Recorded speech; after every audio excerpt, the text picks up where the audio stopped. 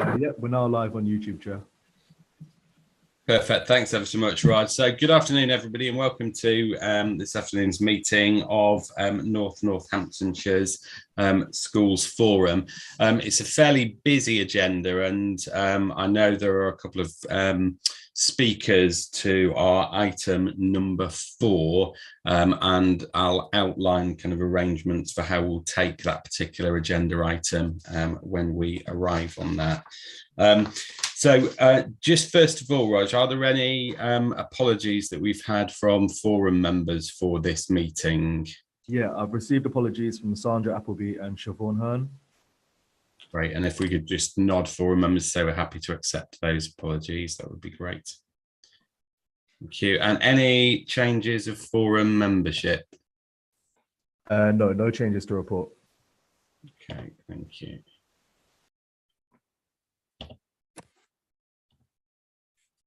That's great. And any declarations of interest that we've received? I haven't received any declarations, no. No. And any that any forum members wish to declare in the meeting? James, I'm an observer for the NEU, but I'm also a Unitarian town councillor. So just let you know that. Oh, okay. I couldn't see where that came from. Actually, is that yourself, Richard? Sorry, Yes, James. That was Simon Riley. Sorry. Ah, Simon. Okay, thanks.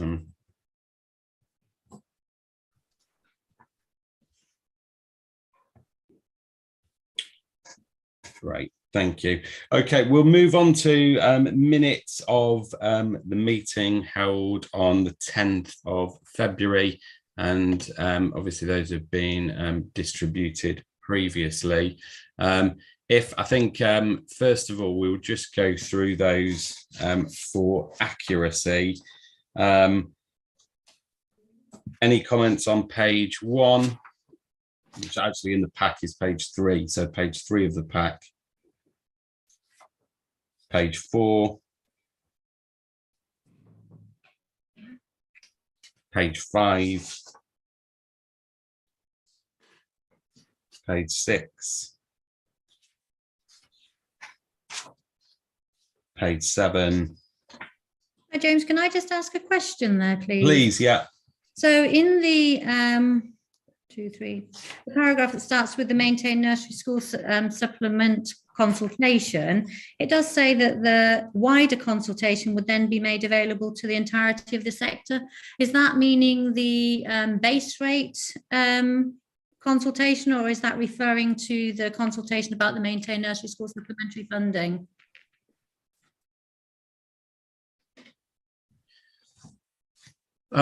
That is a good question. I'm probably slightly unsure about that because I don't think the consultation about the maintained nursery supplement needs to go anywhere else beyond the maintained nursery sector. That was my understanding at the meeting, but yeah. How that reads, I wasn't sure. I mean, I wonder actually if it is, I wonder if the wording should have been about the feedback from that consultation is then shared. And obviously this meeting is the mechanism for that. But I don't know if Anne-Marie can advise on that, but I don't think there's any wider consultative process other than to the maintained nursery schools themselves. Is that correct? Yeah, you're correct, James, and Angela's understands correct. It was the consultation of the maintained nurseries. Fine. So yeah, so I probably think that needs to be altered. I mean, actually, that sentence can be removed, I would suggest. The wider consultation would then be made available to the entirety of the sector, because obviously this meeting is for the feedback from that. Is everybody happy with that if we just strike that sentence?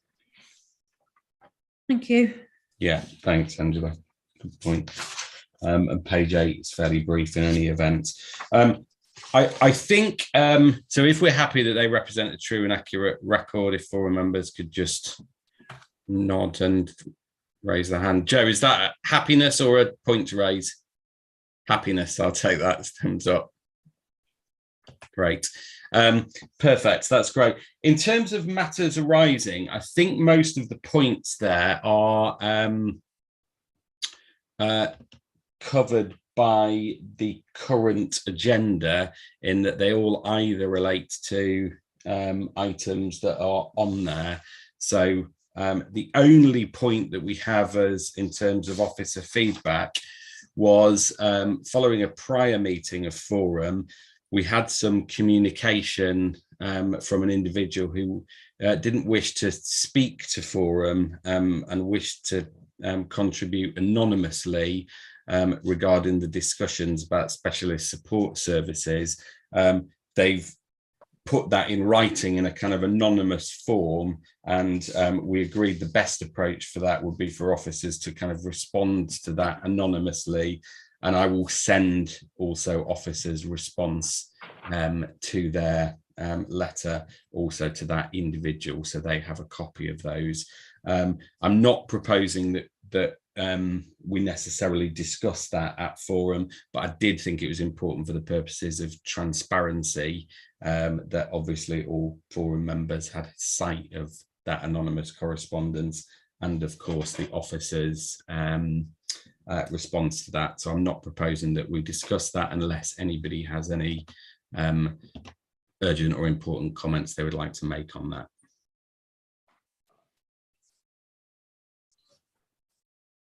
Okay, great. We shall move onwards in that case to agenda item 3, which is early years funding, and I shall hand over to Tony, I think, who's going to lead on this. It is indeed. Thank you, Chair. So this is a paper updating on an earlier paper that came to Schools Forum on the early years funding proposals. All of the detail that was previously presented by way of proposed allocations are summarised in Table 1. And the purpose of this paper is to produce some transparency around the proposed 5% that the local authority would retain, and to seek the approval of the Schools Forum for that, as set out in Section 2. We are proposing to use the same formula as the current financial year.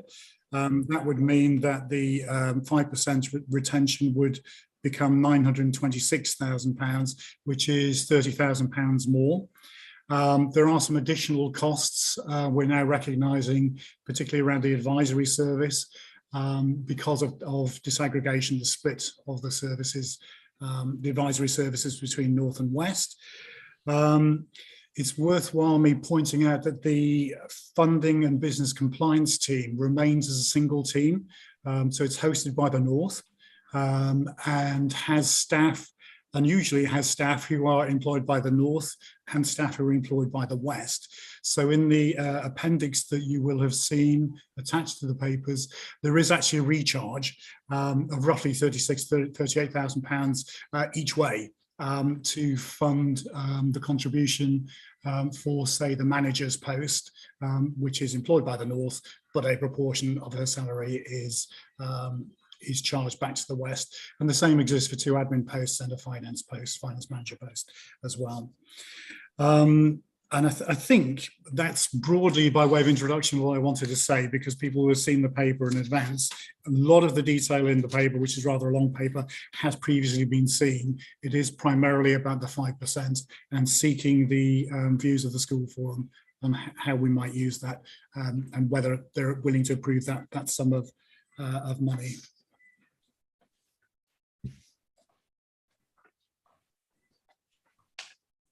Thanks ever so much, Tony. And I think one of the matters arising from the minutes was a breakdown of how that 5% has been spent and how it will be spent or budgeted for the forthcoming year. And I can see that has been provided. And there is also a Forum vote on this item as well. So if we could invite members of Forum, if anybody has any questions or comments on the information in the report, and particularly anything regarding that 5% that we will vote on shortly.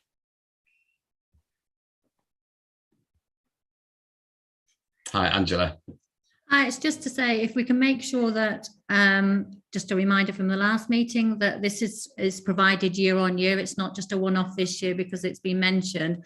You know, we're having to provide the details of all spend. So I think central expenditure should also be on the agenda every year when we're looking at the funding. I can give that commitment, Chair. That's exactly what we intend to do. Thank you. Yeah, perfect. That's great. Thank you. Anything further on that?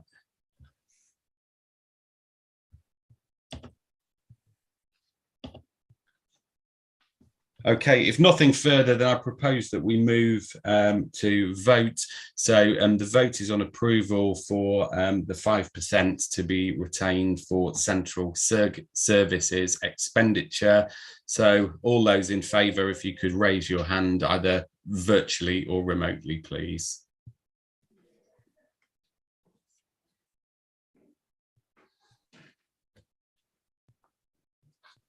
And Raj, let me know when you have that. Yeah, Chair, I have that. Perfect. And all votes against?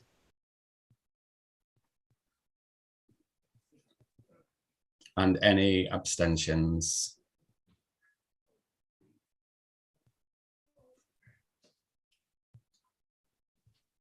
Great, thank you, everybody. So I think we can say that's unanimously approved.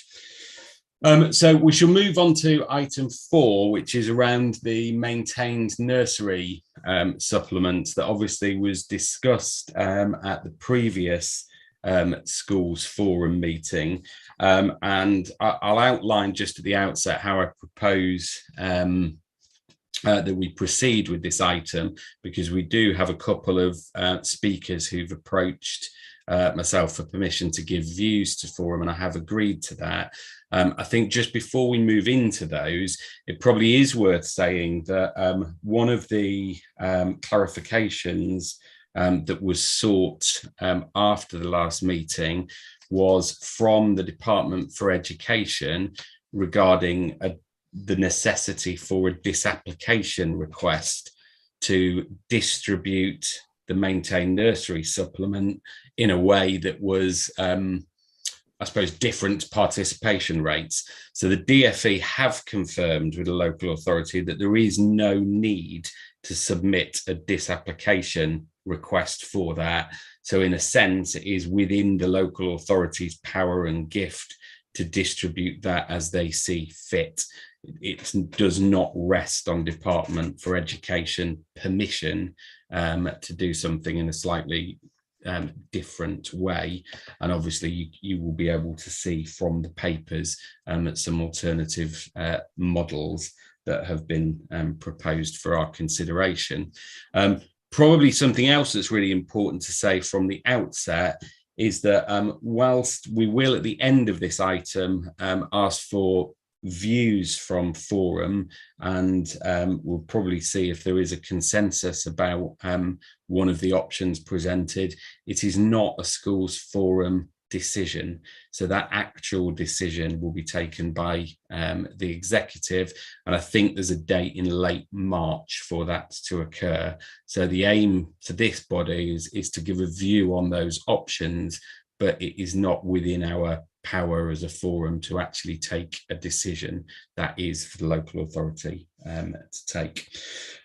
So with that said, what I'm going to propose that we do is hear from our speakers first of all. I've agreed a 3-minute contribution limit, which I would be really grateful if speakers were happy to adhere to, just so obviously forum members can hear the views of a range of stakeholders from that. Following those contributions, I'll invite Anne-Marie just to kind of formally present the papers, and then after that we'll obviously have a discussion as forum members regarding our thoughts, and then hopefully reach some conclusions on a way forward to steer the work of the executive in the future. So Raj really helpfully proposed an order for this. So the order will be Councillor Pengelly first of all, then Councillor Goddard, Tracy Gallagher from Pen Green, then Lindsay Barnett from Croyland, and then Mike Leake from Ronald Tree. So if I can hand over to Councillor Pengelly first of all, that would be great. Thanks. Yes, Chair, thank you very much. My name is Mark Pengelly. I'm a councillor of 26 years representing the Lloyds Estate in Corby, in my ward as the Pen Green Centre right in the middle of it. I'd like to thank Councillor Scott Edwards and Councillor Smith as the leader of the council, and all the other councillors that visited Pen Green over the last few weeks, seen what a great facility it is. And also, I'd also like to thank Angela and Tracy and all the staff at Pen Green for opening the doors and spending time in facilitating these visits. What a great centre it is, and what a loss it would be if you took either £800,000 or £200,000 from it. I spent hours of time putting a speech together on this, hours upon hours, looking at the report, getting the calculator out, playing my calculator, looking at the report again. And I thought to myself, there's something wrong here. And I thought to myself, what's missing? And what's missing in the report, Chair, is mention of children, mention of the parents, the mention of children with disabilities, with learning difficulties, with disablements. There's just nothing in the report whatsoever on the effect it'll have with the children of Pen Green and Corby. You've not carried out an impact assessment in any way. There's a legal duty for an impact assessment to be taken up by a local authority. And you said earlier, Chair, that you don't have to make a decision today, but a decision that you make, if you make it, will have a bearing on what the executive do. So you don't have to make a decision today, and I'd urge you not to. There's been no consultation, Chair, with the community. Taking £800,000 or £200,000 from this centre will have a massive effect on the community as well. The trade unions, you've got staff at risk who don't even know what's going on. You've not had any consultation with the trade unions. In fact, officers have let you, the school forum, down and have let elected members down. They have known about this for a long time. I chair the scrutiny committee, and on many occasions, Pen Green was mentioned. Not one time did the officers say to us that Pen Green was at risk in any way. At no time did they say there was a shortfall in funding for the other nurseries in any way. If they would have done, we could have looked at it in detail, but they didn't say it. They let you down. The problem you've got, Chair, is that you could get a legal challenge on this. And I think there will be a legal challenge, a judicial review. And I don't know if that judicial review will go against you and the schools forum, and more than likely it'll go against the council. A decision today will go to the executive on the 28th. That's 4 days to do all the work I've asked for, because the report has to be out 7 days in front. It doesn't give time. This will not happen this time. You've got to look at another way of doing things. You've got to defer a decision, and you've got to say to the officers, let's look at this in the round. Let's do what Pen Green said to us 2 years ago and a year ago, and they've said it ever since. Let's look how we can get more funding for all the nursery schools in North Northamptonshire and make all the nursery schools in North Northamptonshire as good as Pen Green, because they all deserve it. This levelling up is very important. You don't level up by levelling one down. You level them all up. And that's all I've got to say, Chair. Thank you very much.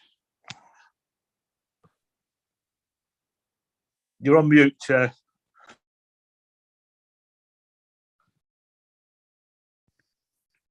Thank you. Thanks for pointing that out. That's perfect. Thanks. Next up, I shall hand over. I think it's Councillor Goddard who's next to speak.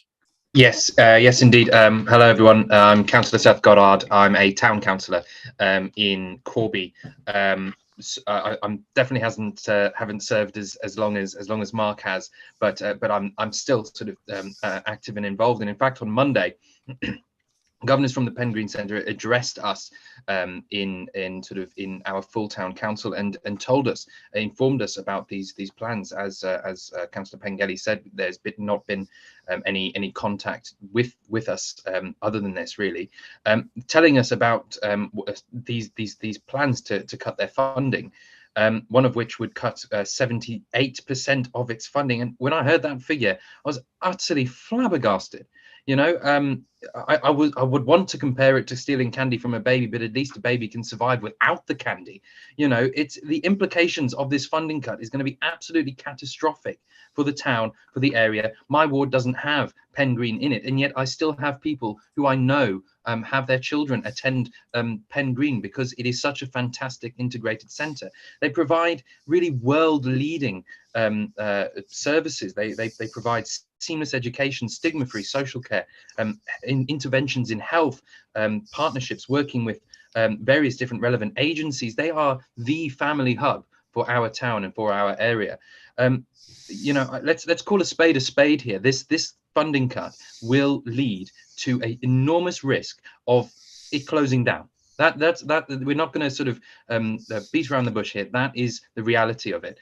This will be apocalyptic for the people of our town. It really will. You know, this Pen Green Centre is such a crutch for the people of our town. You know, this council should feel proud of this particular facility. We should be celebrating the legacy of Pen Green and of our 4 maintained nursery schools. We need to be braver. We need to be aspirational. We need to show that we value sort of high quality early years provision that they offer. I would say that as one of the largest unitary authorities in the country, they need to, they have an advantageous position to do this. They need to reapproach things and have a look at things again, get more money to actually go back into the maintained nursery schools. The people of our town will not forget this, that at a time of such crisis, we are considering the fact that we're considering a proposal to cut almost 80% of funding away from one of our cornerstones of our community. It would be an utter travesty if these reforms get put forward.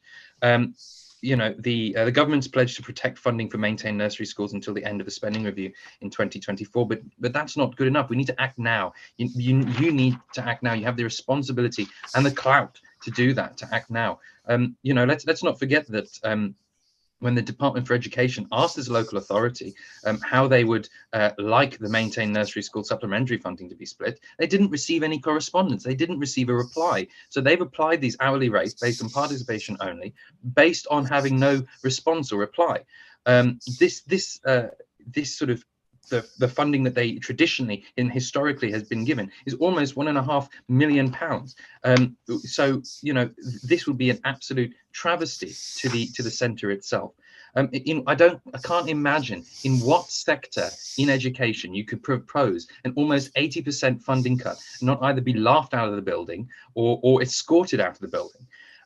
You know, Pen Green are fighting once again to secure their core funding, not at the detriment of any maintained nursery schools, but to continue the complex and integrated nature of the essential work they do every day with children and families in Corby and the surrounding areas. These cuts are completely devastating. They will be completely devastating. And we as a town council sort of stick up for Pen Green. We passed a motion saying that we will do what we can to support them. So I thank you for being able to speak at this forum, and I really implore you to do the right thing today and to just not decide to follow through with these proposals.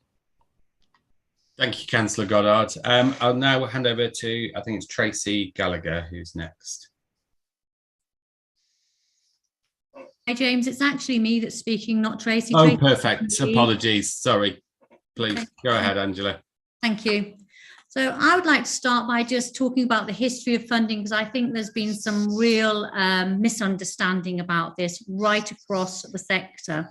So Pen Green was set up as an innovative model of integrated working in 1983 and has always received core funding for this work. We are much more than a maintained nursery school. We lead a large maintained nursery school, 2 early years settings for 0 to 3s with a capacity for 80 children, 1 off-site community nursery in Kingswood in the highest area of deprivation. We lead on the 4 children's centres across Corby and have the overall leadership and management for our research, development and training base, where we tutor more than 270 students. Our maintained nursery school takes 120 full-time equivalent 3 and 4-year-olds and 24 2-year-olds, and we're open as a year-round service from 8 to 6 every day. This way of working has been our practice since 1983, not as a response to any initiative. So from 1983 to 2005, Pengreen was funded in approximately equal proportions by the local social services and education departments. Our core funding included both early years funding for 2, 3 and 4-year-olds and our integrated centre budget. Subsequently, on the recommendation of county officers, Pengreen took on school status in 2006 after consulting with parents. The integrated centre was then funded through the DSG in respect of our enhanced year-round education, care, family support service that covers Corby and surrounding areas. From 2017, the funding for the integrated centre has come from the maintained nursery school supplementary funding from central government. So I'd like to clarify now what our integrated services are. That's about supporting vulnerable families to access and sustain engagement with high quality provision from across the town, not just in Pengreen. Priority places allocated and enhanced learning and development opportunities for the most vulnerable. Priority places allocated and enhanced learning and development opportunities for children with SEND. Parents' involvement in their children's learning. Learning to be strong, a child resilience approach, which was written by ourselves. Sustained engagement with parents who are at risk of becoming socially excluded. Working proactively with 2 traveller sites on the edge of Corby, providing support for the most vulnerable children to access high quality settings and receive family support, again, not only children who attend Pengreen Centre, increasing the number of vulnerable children accessing nursery provision and ensuring that attendance is regular, responsive year-round creche for vulnerable children aged 12 weeks to 2 years, supporting children's mental health and emotional well-being, supporting sustained engagement and attendance within our creche, intensive family support in the centre, off-site and in family homes, regular home visiting, specialist therapeutic family support interventions for the most vulnerable families in collaboration with partners, weekly drop-in for our young parents, specialist therapeutic adult infant mental health interventions, including group work and one-to-one support, engage with all partners to offer a joined-up service for children and families from across the town to secure best outcomes for children, working with Kettering General Hospital Special Care Baby Unit, Intensive Care Unit to offer family support, weekly drop-ins for premature babies and their parents, adult education,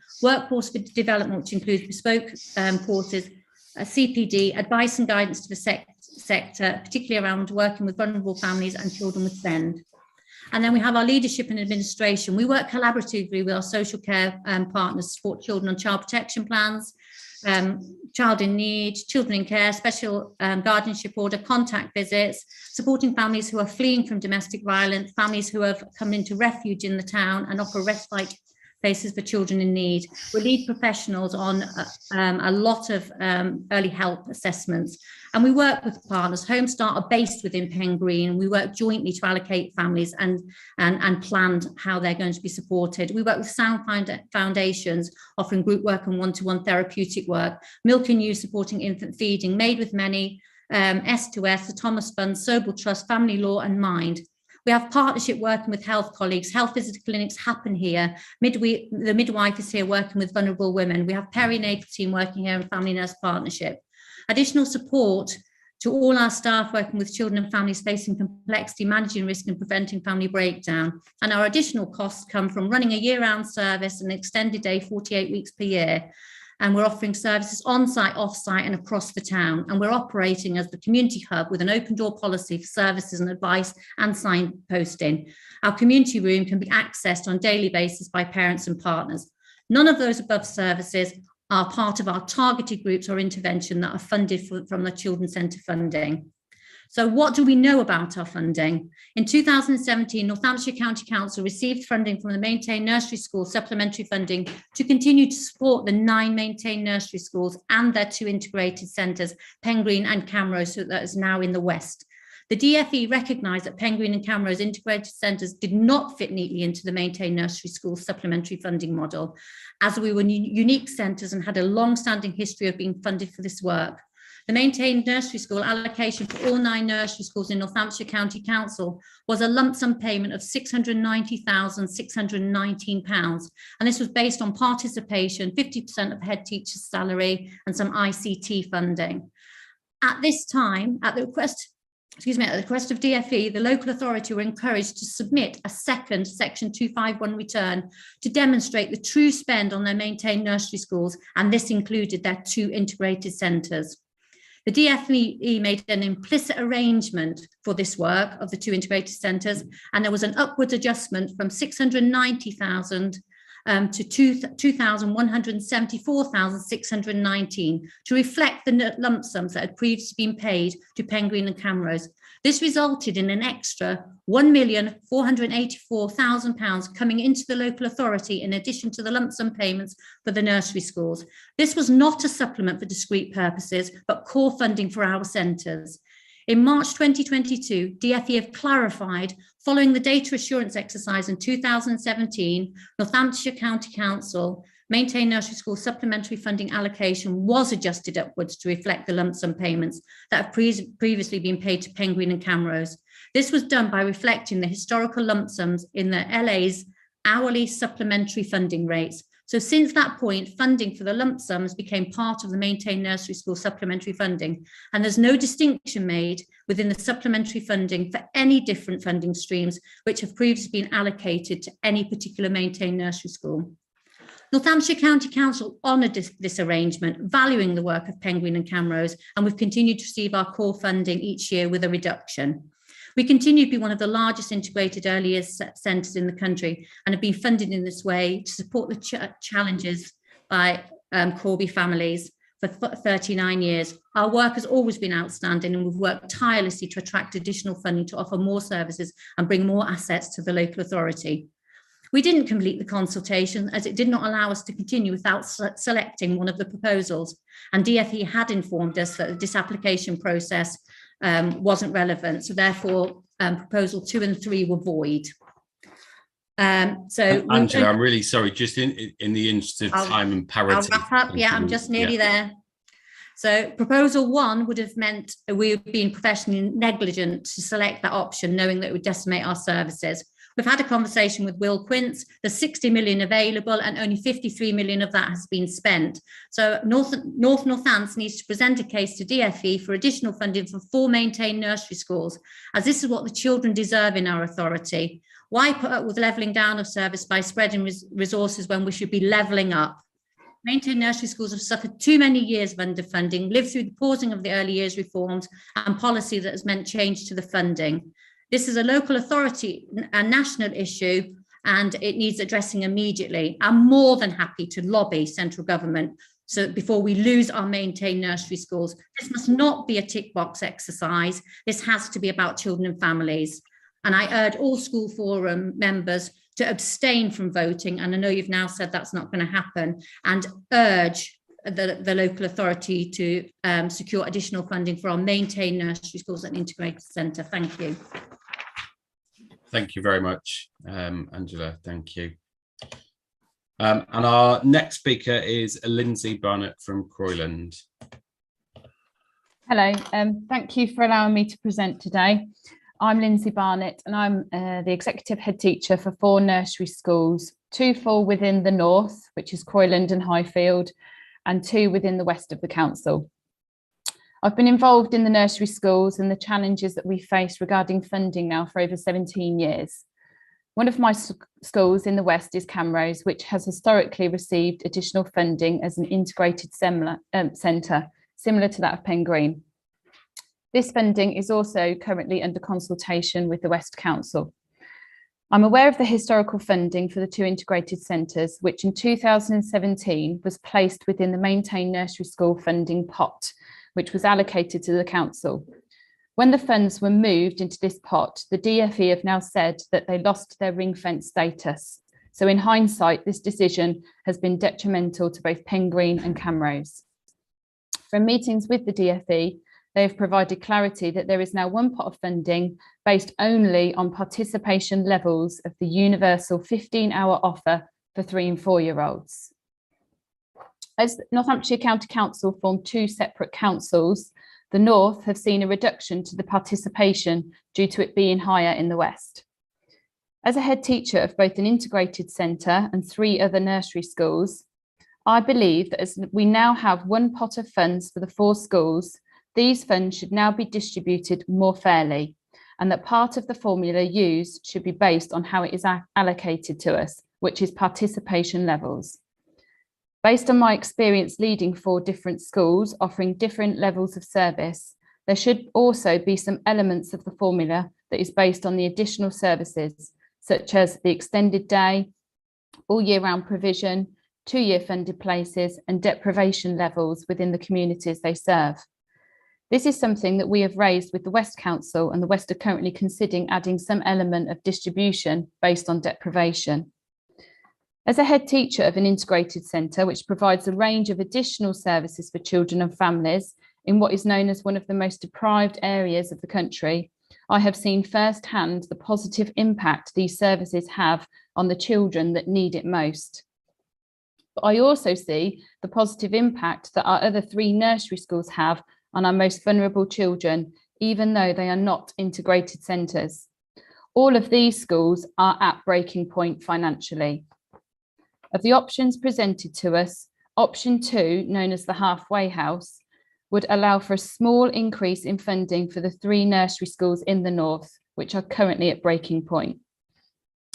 This option would also secure some funding for Pen Green short term, allowing them time to consider other income streams to secure their established services. This could be through early help, strong start, family hubs, or other sources. They could also use the carry forward to support their reduction in the funding. Option 2 should, however, only be for 1 year, this next financial year, with a view to move towards a full distribution of the pot over the next 2 years.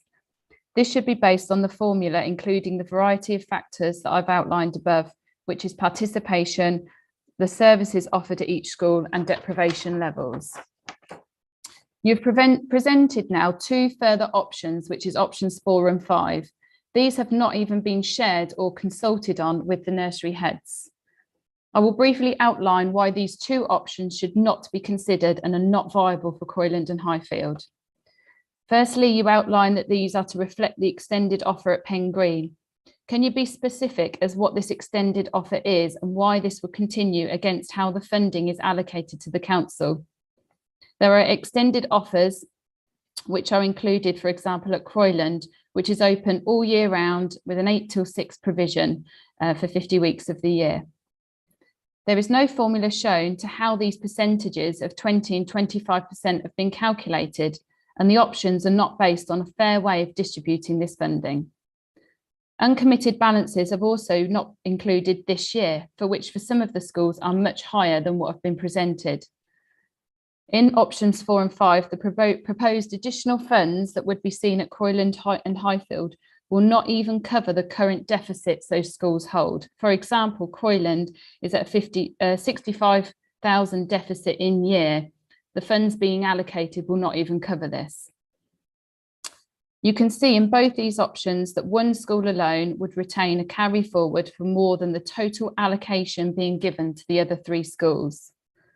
If options 4 and 5 are considered, 2 of the 4 nursery schools being discussed today may not be here to fight this battle in the future, as the funding for those schools will remain insufficient. To finalise, Croyland and Highfield, the only viable option presented is option 2, but only for this financial year, but with a decision to move towards a fairer distribution of the funding pot for the following 2 years. None of the 4 schools can carry on year not knowing how our funding will be distributed and having this same battle. Any decision should include this next financial year, along with a clear plan of moving towards a fairer distribution over 3 years. In summary, the funding should be distributed more fairly. It should be over a 3-year period. Option 2 is the only viable option for Croyland and Highfield, and that's only for this next financial year. And there should be an agreed formula for the future years, which includes participation, as that's the way it is given to the council, deprivation and extended services. And I'm happy to send these proposals to Anne-Marie as the Federation's response to the additional options that have been presented today, so that it can be considered within the final decision.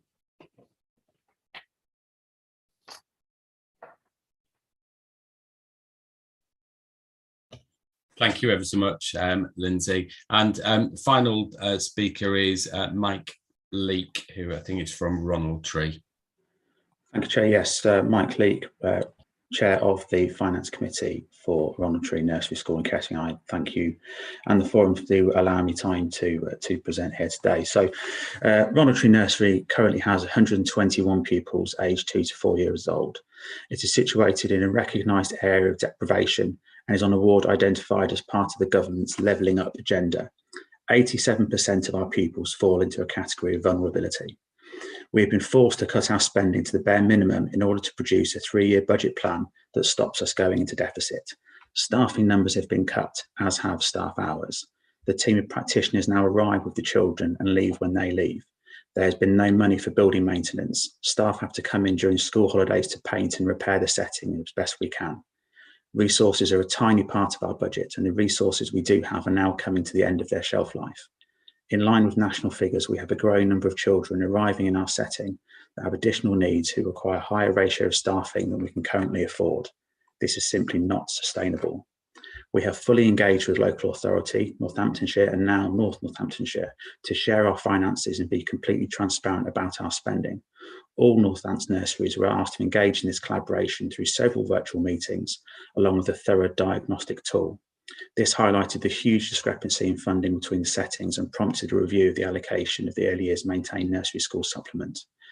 The figures shared by local authorities' findings cannot be disputed. The children of Ronald Tree are receiving significantly less than the children of Corby, despite their need being just as high, if not higher than the pupils at Pen Green. While we fully appreciate there is some historic context to the current allocation, it cannot be justified moving forward. The local authority have looked at the maintained nursery school supplement, seen the discrepancy and tried to correct it after years of Ronald Tree being at the bottom of the funding pile. Every penny we receive in funding is spent on our cohort of children. We strongly believe in our social responsibility towards the families of Kettering. We offer breakfast club from 8 AM and after school club until 4:30 PM. We have always given our families options so they can receive their funded places without having to pay any extra to access them. We charge only £5 an hour for additional hours because we know our families cannot afford any more. We don't have a large carry forward at the end of each year. If the funding allocation remains the same, we will finally have to accept a deficit at the end of the financial year. There are no more cuts we can possibly make. We recognise the argument that early years funding is in crisis nationally and fully agree that this issue will need to be addressed. We have seen Pen Green's press releases about the savage and short-sighted cuts to their budget. However, none of this highlights the percentage per participation disparity across our own local authority and the elephant in the room. Ronald Tree Nursery currently receives 5% of the maintained nursery school supplement for 25% participation, the lowest share across North Northants. This has been the case for years and the cracks are finally starting to show, despite excellent financial management and staff who continuously go over and above for the children in their care. We are not asking for more money because we can see another setting succeeding and we want to take what is theirs. We are fighting for a fair share of the money given to the local authority for the maintained nursery settings. We are fighting for the needs of our children and their families to be recognised as equal to those of other families in North Northants and for them to get quality provision they deserve. Dear Fee Guidance states that the nursery school supplement is to support the universal entitlement provided by the 4 nursery schools. Whatever the history of this funding is in North Northamptonshire, the ESFA has since 2018 simply calculated it on the take-up of universal hours in 4 schools. Several unsuccessful representations have been made by NCC officers and NCC Schools Forum in the past to ask the ESFA to recognise 2 pots of money in the supplement, but the funding continues to be adjusted based only upon the universal hours. The funding is presumably therefore considered by government to be provided only to support the 4 schools as stated in the guidance and must be distributed more equitably to reflect this. It has been noted that no response to the consultation from Pen Green has been included in the papers for forum. At the time of the diagnostic tool work with Northamptonshire Local Authority, settings were informed that Pen Green was the only nursery not to complete the tool and subsequent meeting with the local authority. Ronald Tree have been completely open and collaborative in sharing their spending. How are other settings being held to account for the huge discrepancy in funding? An allocation of £60,000, 112 to Ronald Tree as compared to an annual allocation of 1.2 million for Pen Green should have transparency. Pen Green's carry forward for the end of this financial year is over 5 times the annual allocation for Ronald Tree. The late addition of proposals 4 and 5 to the local authority documents is extremely worrying. Neither of these proposals address the disparity of funding per participation, and neither would enable Ronald Tree to repair the damage caused by consistent underfunding over the last 4 years. Neither proposal takes Ronald Tree back to its original share of the funding despite the rising costs in the intervening years, especially support staff salaries and on costs, and not to mention the anticipated increase in energy costs going forward. We remain in favour of proposal 2 because the crux of the matter is, however many nursery schools do you want in Northamptonshire? At the moment, you have 4 excellent schools. If substantial changes are not made to the distribution of the supplement, there will only be pen green. If that is your decision, can you explain why the equally deprived and vulnerable children of Kettering and indeed Wellingborough deserve to be so much less well supported than those who live in one area of Corby? The future of Ronald Tree Nursery Schools lies in the hands of this decision. Thank you, Chair.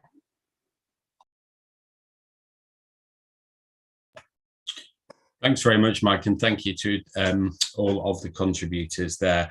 I'm just going to pause for a second there as well, and there's also just a note that I'll mention on behalf of Richard, and who on behalf of Unison has just mentioned a point that I think is probably more for the executive and the decision making, but it was support for Councillor Pengelly's point about consultations and potential redundancy for that, and some case law that he was citing that had occurred for challenges against Leicester County Council. But I have explained to Richard that obviously that's not quite for forum's consideration. That would be more a matter for local authority as an employer. I'm also going to suggest that obviously thank you for sticking to time, to those contributors for that. And I recognise, it's a very difficult and emotive issue to speak of. What I think Raj has put in the chat, the YouTube channel link. So I'm going to suggest that those that have contributed then leave the forum meeting and then follow the rest of the meeting on the YouTube channel, if that is all right. And then I will invite Anne-Marie just to discuss on the paper and the different options presented by the local authority. So Raj, I don't know if you're able to work your Zoom magic or whether that's dependent on our external contributors leaving now.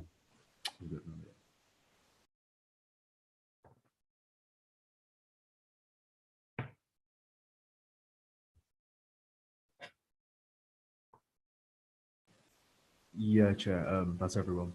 Great, thanks ever so much, Raj. Yeah, so obviously I'll hand over to Anne-Marie just to go through the paper and the various options that are there. And obviously, as explored, it's an extremely challenging situation and an extremely difficult decision as well. I mean, obviously, probably 2 things just to emphasize for a forum point of view is that the actual total sum of money and the issue that we are considering is about how that pot is distributed rather than in empirical terms whether it is enough or not. I think we would probably all agree that it certainly isn't enough and that all of the nursery schools should be funded to a higher level. And the second thing is probably just to stress about that decision-making power that I think is important for ourselves as forum members to note, but also for all of the stakeholders, that actually the decision on that is not our decision. We can express a view on any of the options provided or not give a view on any of the options provided, but it is the executive of the local authority who will have to take that decision. So with that thought, Anne-Marie, I'll hand over to you. Thank you, James. Thanks, colleagues. Neil and I will be doing a double act today. The eagle-eyed amongst you will have seen that Neil actually wrote the paper because I was skiving on annual leave. So I'm not going to take the credit for his work, but I will set some context for you over the course of the last 2 weeks, or last few weeks, in fact. Just to pick up on some of the points, because we recognise that there hasn't been discussion about the points that colleagues have raised in the lead up to this item. But to be absolutely clear to colleagues, we have been working with the Department for Education throughout this period since the last schools forum, discussing the issues that are up for consideration today. And in fact, we do have a follow-up meeting with the Chief Exec and Chief Finance officers on Monday of next week to further discuss the issue of funding of maintained nurseries with the Department for Education. So that meeting will happen on Monday morning. So again, we'll contribute to any subsequent decision making by exec later on in the week. So the work is not finished, as they say, just because you have a report in front of you. Just in terms of context as well, a couple of points. James, and you have mentioned about the disapplication request. I want to be absolutely clear. The DFE have told us that we don't need to put in a disapplication request, which is great. We've done it anyway to cover ourselves. And to be clear as well, the disapplication request was submitted to the DFE because it was requested that the local authority did that by Pen Green. So it was request from Angela and from Tracy at Pen Green that we ensured that we submitted this disapplication request before the deadline, which of course we did. Nothing ventured, nothing gained by submitting the request. We would have been in more trouble if we hadn't done it and they decided we needed it. So just to clarify, that it doesn't change the outcome, it doesn't change where we are today, but we were belt and braces on that. The other point I want to make before we get into the detail of the paper is that, to be absolutely clear, this consideration is only about the distribution of maintained nursery school funding as it comes into the local authority. It comes into the local authority on the basis of participation by children at the 4 maintained nursery schools. Historically, Angela's absolutely correct. Historically, there have been changes to the 251 return between the local authority and the DFE, at agreement between the local authority and the DFE to ensure that additional funding was provided to support the work that Pen Green is doing. But the comments that Lindsay made, at present, the local authority, Northamptonshire Council, do not receive any additional funds for additional work at Pen Green, and that will be the subject of the ongoing conversation that the local authority are having with the Department for Education. So to be absolutely clear, the funds that we receive are in line with participation in the 15-hour universal entitlement, which has been discussed by our colleagues from the nurseries. So in terms of the paper, I am going to hand over to my colleague Neil now, who can talk you through the various options in there, and of course the question that's been asked already, the additional 2 options in that paper. Thanks, Chair. Thank you, Anne-Marie. I will introduce myself in case there are those who haven't met me before. My name is Neil Goddard. I'm currently the Interim Assistant Director of Education for the North. And as Anne-Marie said, I pulled together the paper that you have before you in response to the consultation. And that's the purpose of the paper in front of the Schools Forum. We, at the last meeting, considered the consultation process that would be undertaken. And this is the output from the consultation and the local authorities' response to that in a way that's meant to be helpful for the Schools Forum to consider the options that are available to it. I'll reiterate again what's been said a number of times now. The purpose of this paper and the purpose of this consultation is to support the council in making a decision about how it will allocate the money available to it, which for next year is £933,000 for the maintained nursery supplement. So that's the purpose of the paper, and that's what we're looking to do. And in many ways, this is in line with other work that the Schools Forum does, which looks at how we're going to distribute money we get for primary and secondary schools. It's a very similar consideration that needs to be undertaken about how we fairly distribute funding across those schools. And those who've been with Schools Forum for a while, or for a few years, will remember that there was much more local decision making in the national in the funding formula for primary and secondary schools, but then we moved towards the national funding formula, and that became much more regulated.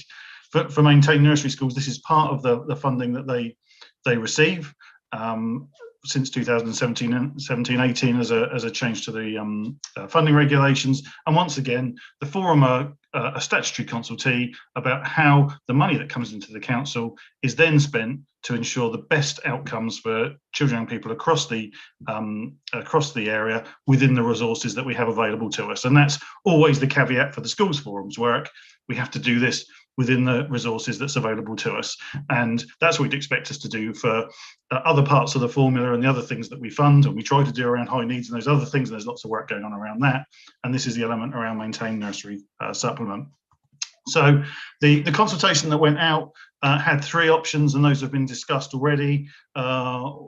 One based on moving more directly towards a methodology based on participation, which, as has been mentioned a few times, is the route by which money comes into the council, and then some variations on that based on a 0% MFG for option 3 and the halfway house that's been identified in option 2. You've got the responses to the consultation attached to the report as appendices, and we went through these, and obviously 3 of the nurseries responded, and there were other respondents that were related to those. And it was clear from the feedback, and I think clear from the consultation that we've undertaken, that the main issue here was to ensure that we had a transparent and equitable distribution of the resources available to us, because everybody wanted to see all children within Northants get the benefit of the maintained nursery supplement, and that this is used to support them. So it was equity and transparency that we want to be moving towards. And as one of the speakers said earlier, a formulaic approach which people can understand, they can challenge, they can agree with or disagree with, but it is set out as a formula in the same way that a schools funding formula is, and we can have conversations about that through forum and then on to executive as we move forward. So that was the feedback we got. If we look at the actual responses to which option we should take, it was option 2 that was obviously the most popular from a small cohort of consultees, obviously, but that was the option that was put forward. It's from that and from the comments that we put forward for your consideration, and it is no more than consideration, options 4 and 5. And they were based on the understanding that actually we don't necessarily need to move towards participation as the only route by which we distribute funding. Okay, and so if we disregard that for a minute, what we want to do is increase funding, base level funding, to the 3 nurseries that are currently struggling with their resources and have, I think it's fair to say, come to the point where they're underfunded, whilst still reflecting the resource that was in the overall quantum of funding originally for some of the external and additional services that Pengreen deliver. And so that was what was put before you as options 4 and 5 was, okay, let's look at this the other way around. Let's say the other nurseries need an increase in order to enable them to operate at a sustainable level. And what would that level be? And the figures we chose were somewhere between 20 and 25%. And I'm not suggesting that was done through a hugely detailed review of finances, but on looking at the level of deficit in year that the nurseries were finding themselves in, and trying to find a level which would reflect that and give them some protection over that period of time, but was still reasonable within overall what we were trying to deliver. So that's why those figures came forward. And I have to say, we did look at other figures as well, and Forum might wish to say that actually the principle is good, but the figures don't work, and actually that needs to be a bigger or smaller protection for those other nurseries. But the point being, in relation to the 2 additional options you've got before you, is it works the other way around. It says, okay, let's increase the funding to the 3 schools who are clearly having financial difficulties, and then look at what we are then able to afford to support Pengreen to continue with the extended offer that they're able to offer. I think once again, and to echo what others have said, we would all want there to be more money. We'd all want there to be more money for all elements of the school's funding formula, as much as we want it for this element. And I think the local authority, as Anne-Marie has said, have worked with the DFE and made very clear the implications of the level of funding we receive.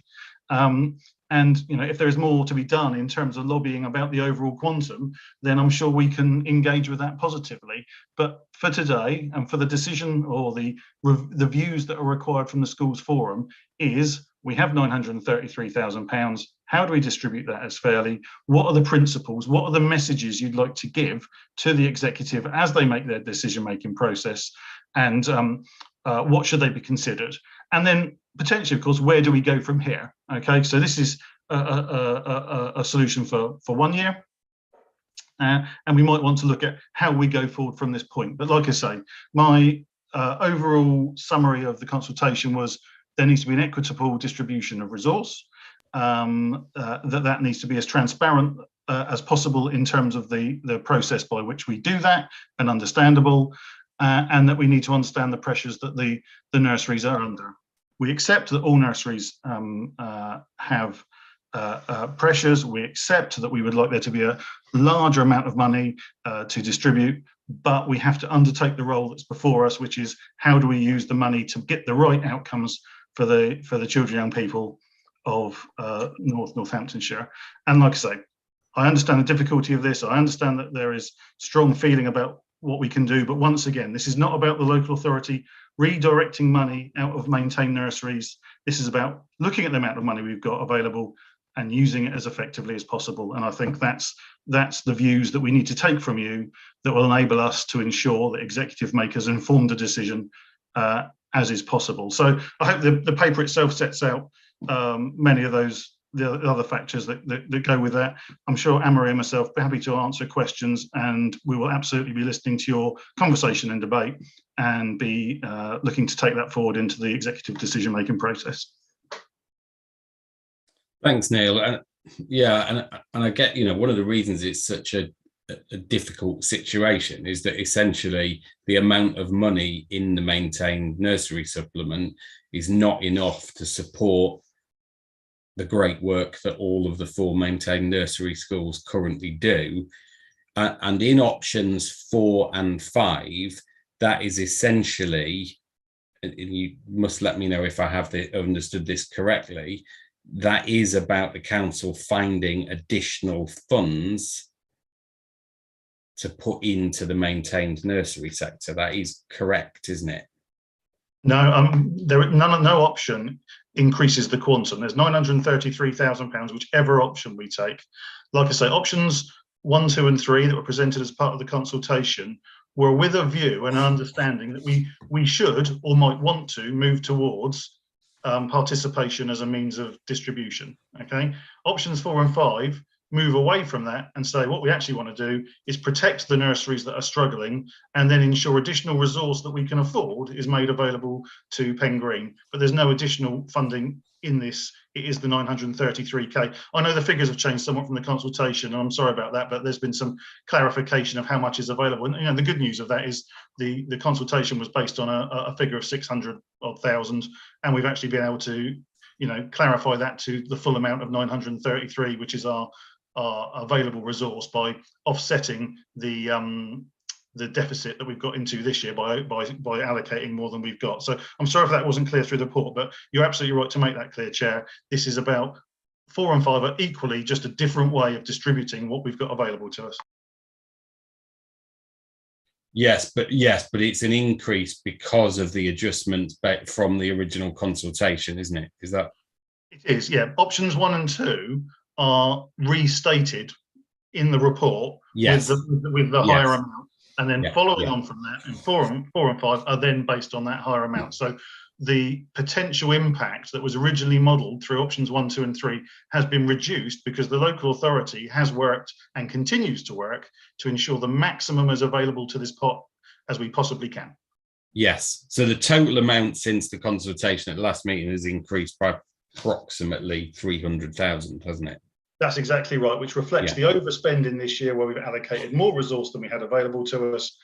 We've identified a route by which we might be able to offset that. And so the 933 is much more cleanly the amount that we get in through the grant. Yes. Yeah. No. Perfect. Thanks, Angela. I would like to come back to local authority officers to one, clarify, why did the local authority choose not to give the information to DFE about how the funding had previously been distributed? Do you want me to pick that up? I think there is nothing, we haven't not given the DFE the historic information about the funding distributed, how the funding was distributed.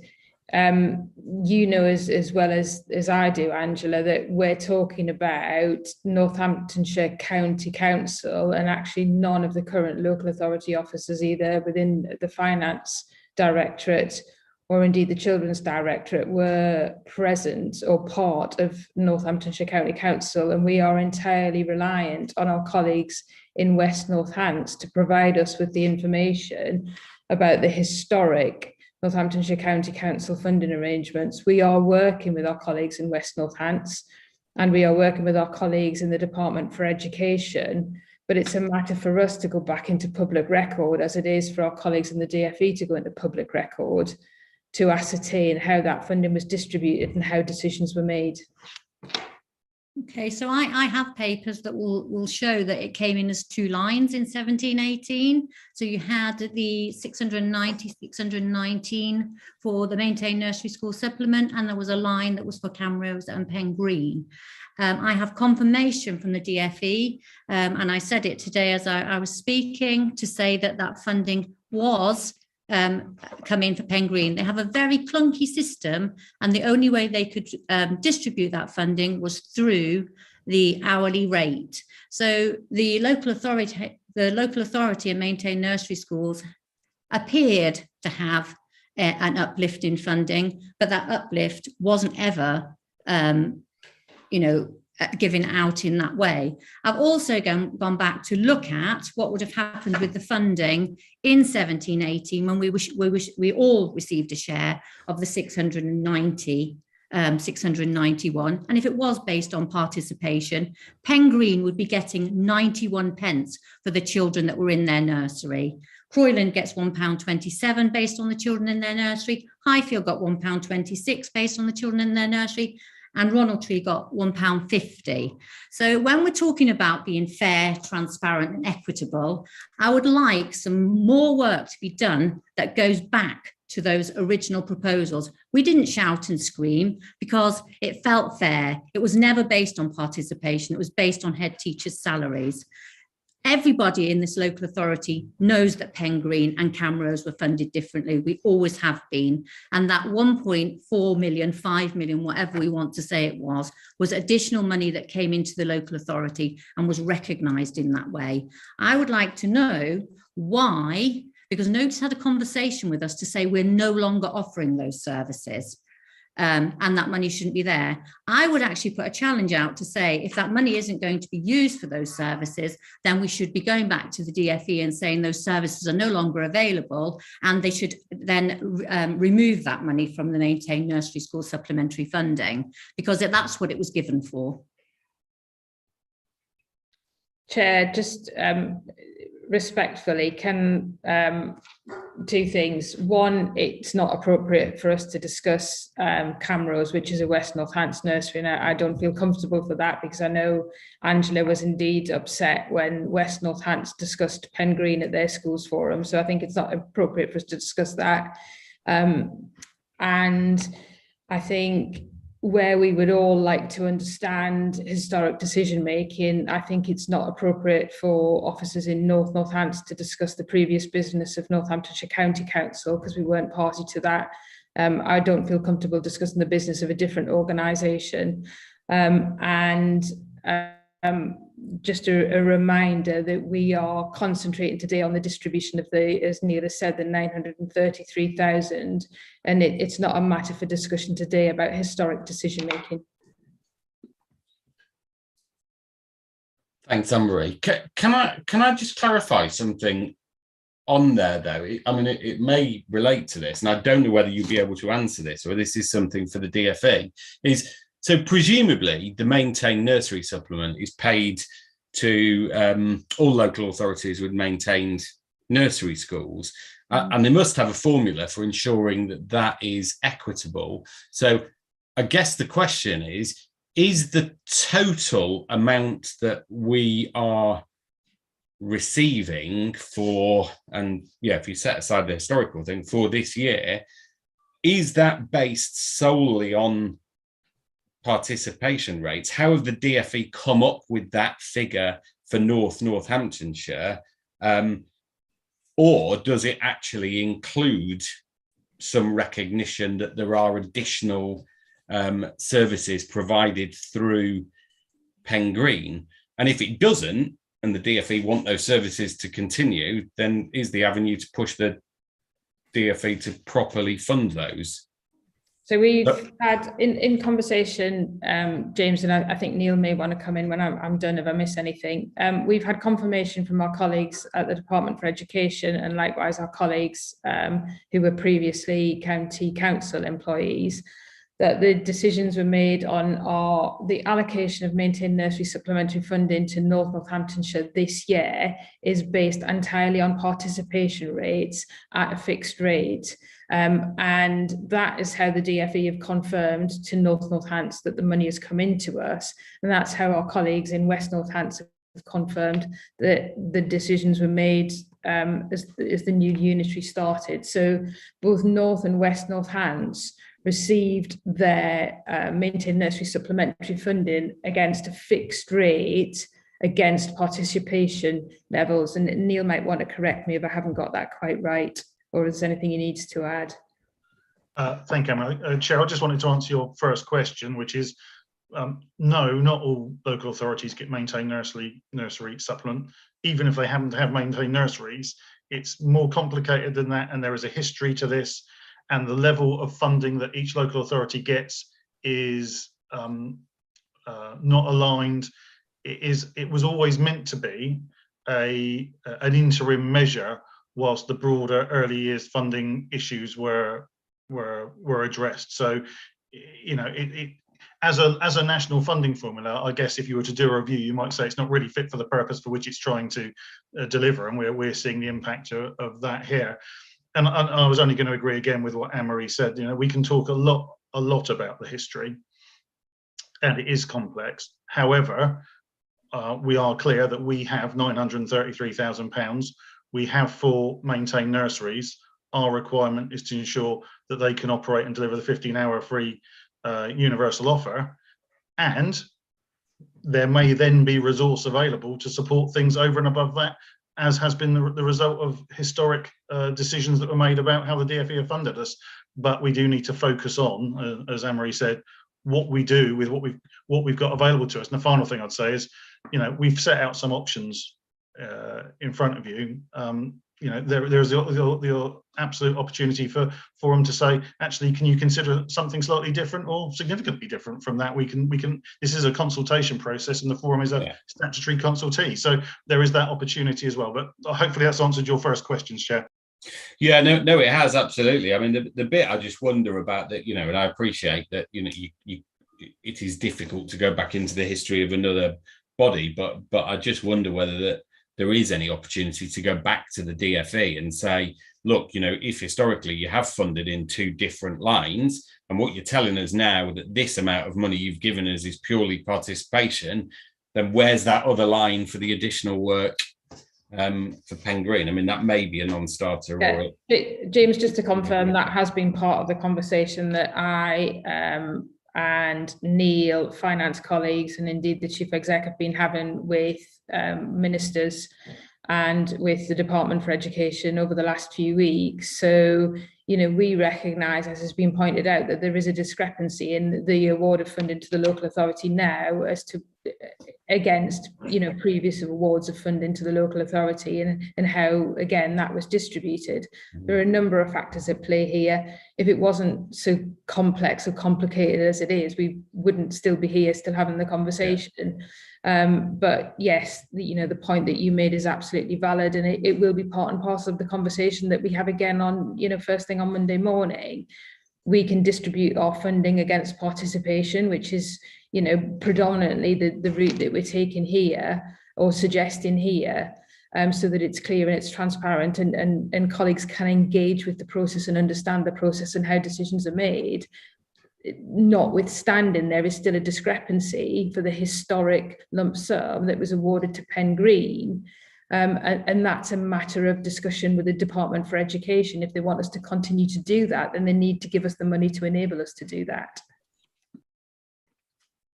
Yeah, thanks, Anne-Marie. Sorry, I'm aware of other participants. So, Rob. Thanks, James.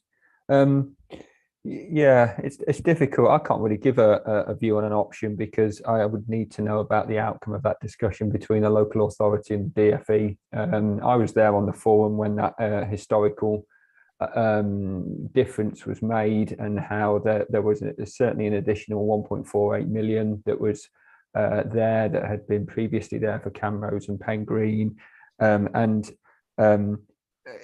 you know, if that suddenly has disappeared, or if that has disappeared over time, and Neil has been quite clear that we're being allocated on participation rates, then I can't really make a judgment in terms of options until I find out, is that the way it's going to stay, or is actually there going to be some recognition of the additional elements of service that Pen Green provide.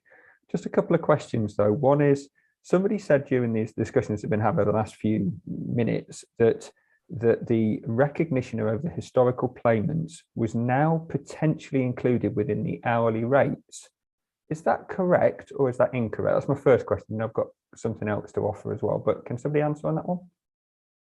Yeah, I think that's for me. So thank you for the question. So the answer is yes. Okay, so at 2017-18 level, and it tries to set this out in the paper, and hopefully it was you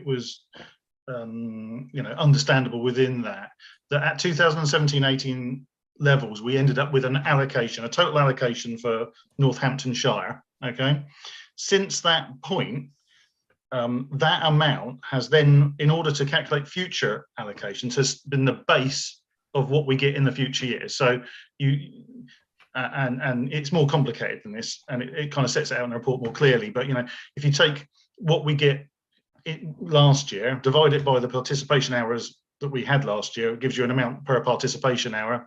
That's then inflated or deflated depending on how the government are choosing to change grants overall. And then that amount is then times by the participation hours for next year to give you your, and it's more complicated than that because there are adjustments and those sorts of things, but that's the general outcome. So on that basis, the lump sums we were given in 2017-18 are in there, but because over the course of the time since 2017-18, the basis of allocation has been participation, the split between the two is entirely lost. Okay, but the purpose of the grant isn't. The purpose of the grant is to support, maintain nursery schools, giving you know, 15 hours universal provision, and within that there is some historic support for those other services that Pen Green provide. However, like I say, this was always meant to be a temporary measure, this set of arrangements, and so I think you asked, will this carry on into future years? The answer is, I don't really know, because DFE are presumably have an ongoing review as to how nursery provision is funded, and we await the outcome of that for something which is more reflective of the actual position that we find ourselves in than we currently have, which is, it's fair to say, you know, an interim measure that's probably gone on longer than anyone anticipated when it was first set up. I hope that's clear. I think it's clear, and if I'm wrong, then please say. I think what we're saying there is that 2017-18 allocation, which was 691,000 for all maintained nurseries, plus an additional lump sum of 1.48 million, was put together into a pot. And moving forwards, the rates that were used may have been sort of calculated through participation, but the rates that we used were based on that allocation from 17-18 going forwards. So now to split it out into pure participation seems a bit odd when it wasn't put together in that way. But I do understand the nature of the issue, which really comes down to the fact that Croyland, Ronald Tree and Highfields actually need more funding anyway. I mean, you know, no one's denying that. You asked for ideas. I gave you an idea at the last meeting. I know you might say it's a complete non-starter, but I probably will be the only person who would vote for this, and that's absolutely fine. But I would say I would be happy for 22-23 to make a proposal of a move from the schools block to the high needs block, and the high needs block, which you can do from, because you confirmed it at the last meeting, to the early years block, in order to provide some additional funding to support with this situation.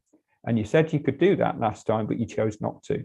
And I know that you know, others may not agree with me. There may be others who are in primary and secondary here who may completely disagree with me. That's something that I will be keen to support. So that's my last option. Can I just comment on that briefly, which is, in theory, that would have been possible, but there is a timeline by which we have to agree any transfers between blocks, which has come and gone. Okay.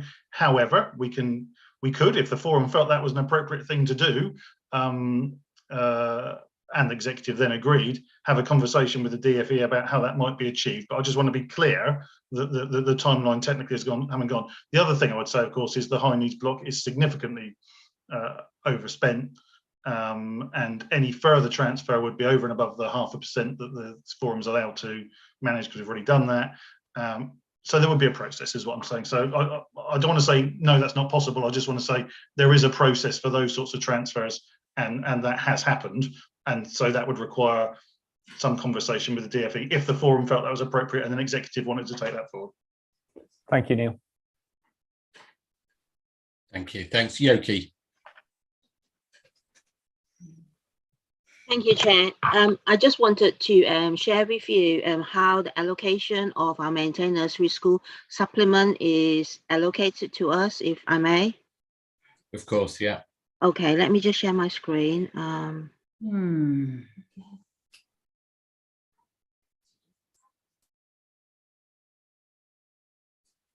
Can you see it? Yes. So this is how it comes to us. I mean, this is actually on the DfE website. Anybody can look at it. Against early years block, you will see for both LAs, obviously, whatever the supplementary rate is for it is and what our participation is. And that's how we're given our 933K. The other thing I'd like to also share with you is when I've actually looked into historically what our allocations were for every single year under Northamptonshire County Council. There isn't, obviously, in the different years. For 2016, there wasn't any maintained nursery school supplement. And then obviously, as you can see, there isn't any here. There's no maintained nursery school supplement. And then in 17-18, there is a sum here of 2.07 million for the whole of Northamptonshire, i.e. for the 9 nursery schools. It doesn't actually split it out, whether it's, you know, if it's for a fixed element for Pen Green or whether it's for all the other nursery school. It's just one lump like this. And then if you go along on 2018-19, again, it's one big element, just one lump here. And then on 19-20, again, it's the same. And 2021, again, it's the same. And obviously 21-22, that's when we split it. And it doesn't actually tell you in 2021, 21-22, that it doesn't actually tell you what the rate is. It's only in 22-23 the DfE have actually shared with us what the rate is they've used and what the participation, the part-time equivalent elements are, that we can actually then, how they arrive at the 933K. And that's all I've got to share. And so I've done a summary here where obviously you can see over the years for as a whole, I mean, not just us, but for both North and West, Northamptonshire, these are the elements, and you can clearly see, the funding has been, obviously, it's gone up a little bit this year, but obviously it's been going down over the years. Thanks, Yoki. That's really useful. I mean, but the difficulty is, maybe it goes back to Neil's point, is that the problem is if there isn't a real clarity about how the maintained nursery supplement is arrived at or calculated, then it's still quite hard to know, isn't it? Because if everybody's hourly rate, if the hourly rate for participation is 4.73 across the country, then the DfE would need to give more money for the additional services that are at Pengreen. But if that isn't the case and it's included in that hourly rate, then there's a different way in which the local authority would need to arrive at how they distribute that money. But it is included in the hourly rate, Chair. And the thing is, it doesn't actually, we cannot tell. And as a result, you know, for next year, we can see that the hourly rate for both, you know, the North and the West is equivalent. However, if you were to say, if we were to reverse engineer, and that's what I've tried to do here, you know, based on the proportions of the allocation, i.e. how the budget was actually allocated between the 9 nursery schools in both the West and the North, you could see that if we were to reverse engineer, it may be that the hourly rate may be different. I don't know, only the DfE would be able to tell us. But is there not a way of us, so if we're saying it is included in that hourly rate, I guess, I suppose, you know, I know there's perhaps looking at an alternative option, but is there not a way of then the local authority in conjunction with the DfE of saying, actually, this is the amount of money that is based on participation, and that's how we're going to distribute whatever that block looks like based on participation hours out amongst the 4 maintained nursery schools, and then this is the bit that was included in that hourly rate, but exclusively for Pengreen. I don't know if that is something that's possible to explore. I think that's the same question that you already asked, James, in a different way. Yeah. So what we have done is we've distributed, which is a nice try. I like it, and you know we'll apply that tactic with the DfE. You know, we've applied the hourly rate, which would be, you know, distribution of the allocation of the funds against the participation, which would assume an equal hourly rate. Then there is an additional amount of money that historically the DfE have awarded to Pengreen. And again, back to that same position, they haven't awarded us any additional funding. They've only awarded us funding against participation. So the ongoing conversation that we're having with the Department for Education is, that's great, but what about the additionality then to Pengreen? If you want Pengreen to have that additional money, you need to give us the additional money so that we can allocate it. And again, back to the question, this is about how we distribute 933,000. It's not about anything else. No, there probably is a slight difference in the two questions, because the first question was about, can the DfE provide any extra money? The second was, can we get any guidance from the DfE or the local authority to take a decision to say, well, actually, of that 933 is, you know, I don't know, 300,000 of that is on participation, and that should be split equally on participation. And the other is a block of money that's specifically for the additional services for Pengreen. Can I just comment on that, Chair, quickly, just following on from Anne-Marie's point? So I think the answer to your question is that would be difficult. I'm not sure it's impossible. I certainly haven't seen the information that enables us to do it quite yet. That would be difficult, but that doesn't reflect the changes in distribution methodology that have happened since that point, and actually make that quite difficult to justify in the end. I wanted to give you an idea of the range. So you saw we got £4 something per participation hour. The highest in the country is over £12 and the lowest is 0. So to give you an idea of the range, you know, that is, as I was saying earlier, the anomaly that is the maintained nursery supplement. Yeah, no, that's a challenge. Sorry, I just want to make sure I bring other people in. So, Angela. Sorry, you're muted, Angela. Sorry, Joe's been waiting longer than me, so Joe could go first. Go on, Joe. Good spot. Thank you. Thank you, Angela.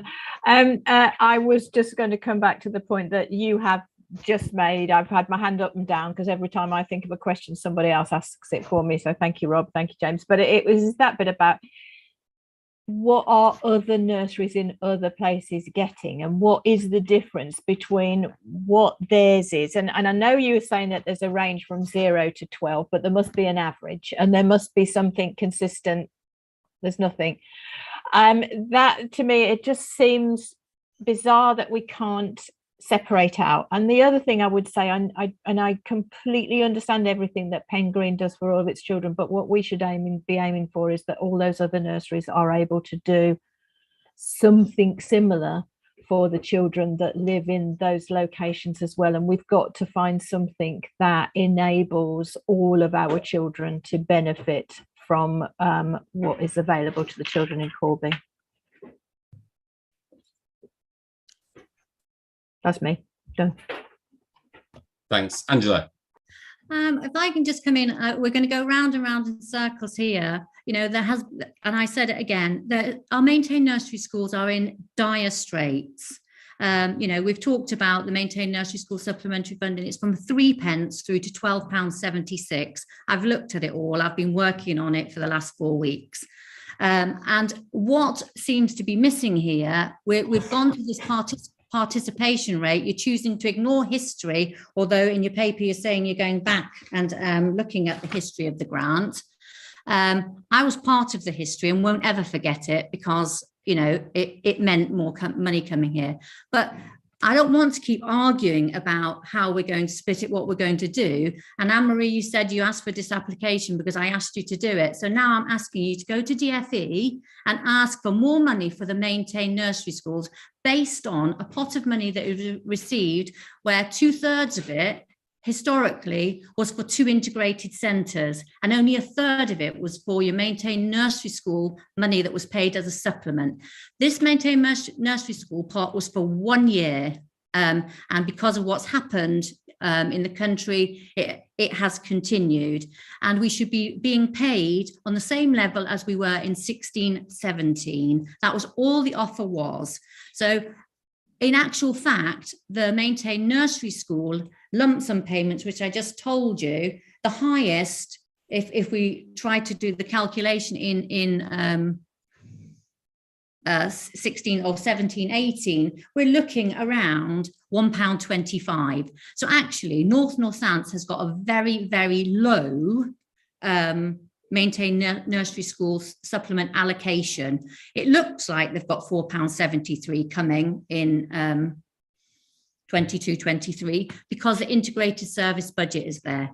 I've been having the same conversation, or I've been having my conversations with DFE. I speak to DFE every week, and it's how do they understand that? I would love to be part of the local authority meetings where I would be able to talk about the history of the funding and how it came to that, and explain those things, because I'm not sure that it is absolutely being understood. And I don't mean to be rude here, but you know, if I can do it as a calculation, it's not my day job, and work out that, you know, the lump sum payment on the £690,000 was worked out in that way based on the figures and a reduction each year, then I'm more than happy to work with you. I told Anne-Marie that there are other issues around how the funding has reduced, because there's a policy around 30 hours. So our maintained nursery schools look like they've got less universal, or children taking universal hours, and they're being compromised. So the funding isn't coming in because we're supporting a 30 hours offer.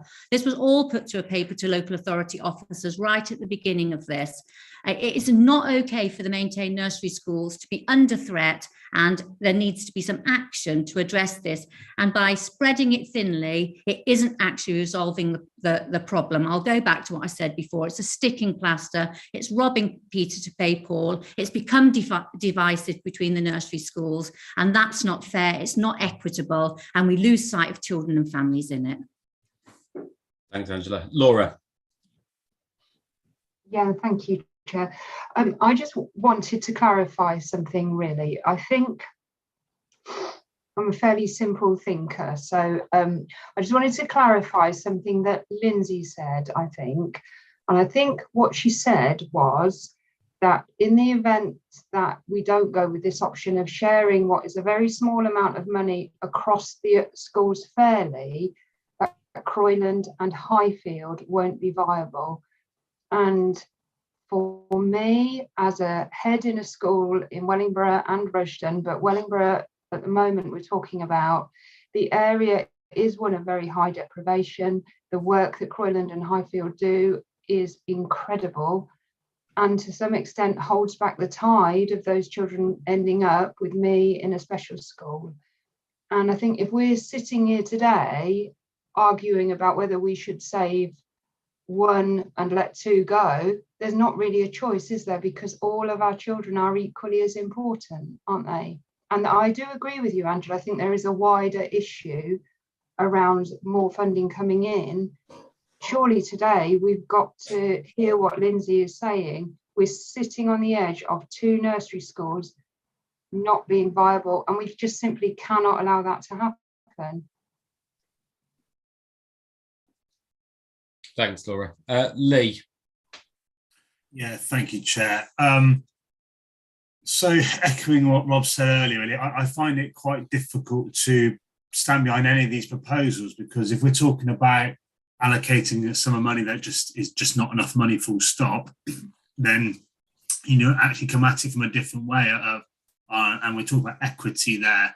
Well, equity for me, you need to have an understanding, and I certainly don't have this, of all the services being done at each site here, and balance that against the expenditure needs. It doesn't matter what your income allocation is. Take income aside and accept that the pot's not big enough. Actually, what are you doing and what are you delivering? It needs to be equitable funding splits according to the activities that you're doing, and that is why I'm struggling behind the proposals, because that's an understanding of a picture I can't understand, because that goes far deeper into resource plans and activities and things like that. So that's just a sort of simple point I want to make, that it's not just about income allocation here, it's about the activities being delivered. Yeah, thank you, Lee. I've got Neil next. Thank you, Chair. I just wanted to comment on one thing. I think I heard Angela say, which is the split originally was 2/3, 1/3.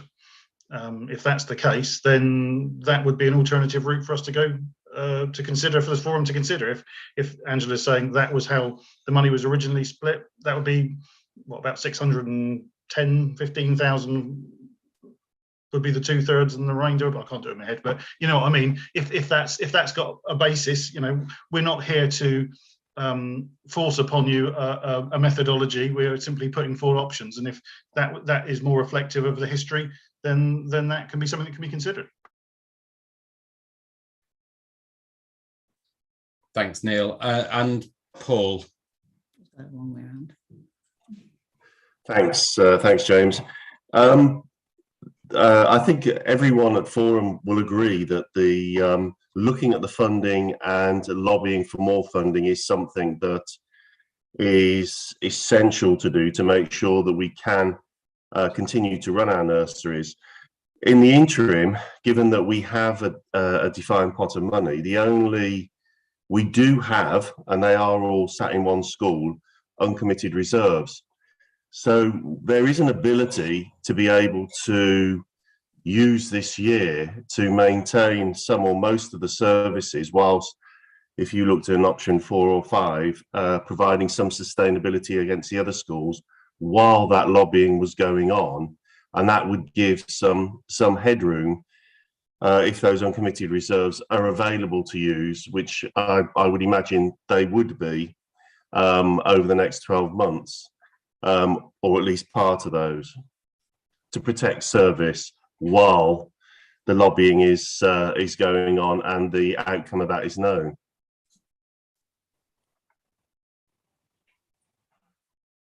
Thanks, Paul. Thank you. Joe. Joe, you muted. Yeah, there we go. I see what Lee was saying there about activity, but if you've never had the money, you can't be doing the activity. So continuing activity-led funding means you just continue the I can't afford to do it approach, as opposed to whether that's the right thing or not. So I think that there's a counter to the carrying on doing it, because that's what we have done. So I think it's about how we look at how we can help those services to be available in a wider selection. And I think those are some of the things we did in the past when, Angela, we had SLAs and things like that, where we were looking about how Pen Green supported others to be able to put those services in place, so that it was a wider thing than just talking about it's Corby versus Wellingborough versus Kettering. It's about how do we help Wellingborough and Kettering and the rest of us have a level of service that is better than what we have.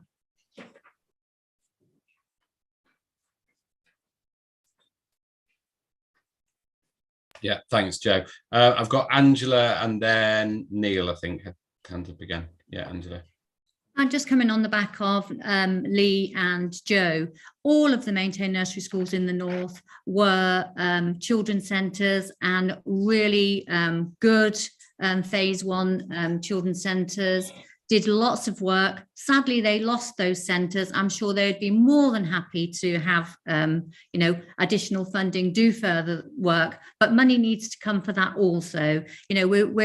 I had a conversation with Andrea Leadsom. We're not quite in the family hub arena yet, but we need to be thinking and growing. We have seen the demise of nursery schools as money's been stripped and stripped and stripped away. We're still complicating the money between what we get for our integrated centre, what we get for our maintained nursery school. We get nothing more than anybody else for maintained nursery school. So as soon as that money is stripped away for the integrated centre, we'll be in as bad a case as anybody else. So it is really, really important that we do go back to central government, whether it's with Will Quince or whether it's back to DFE to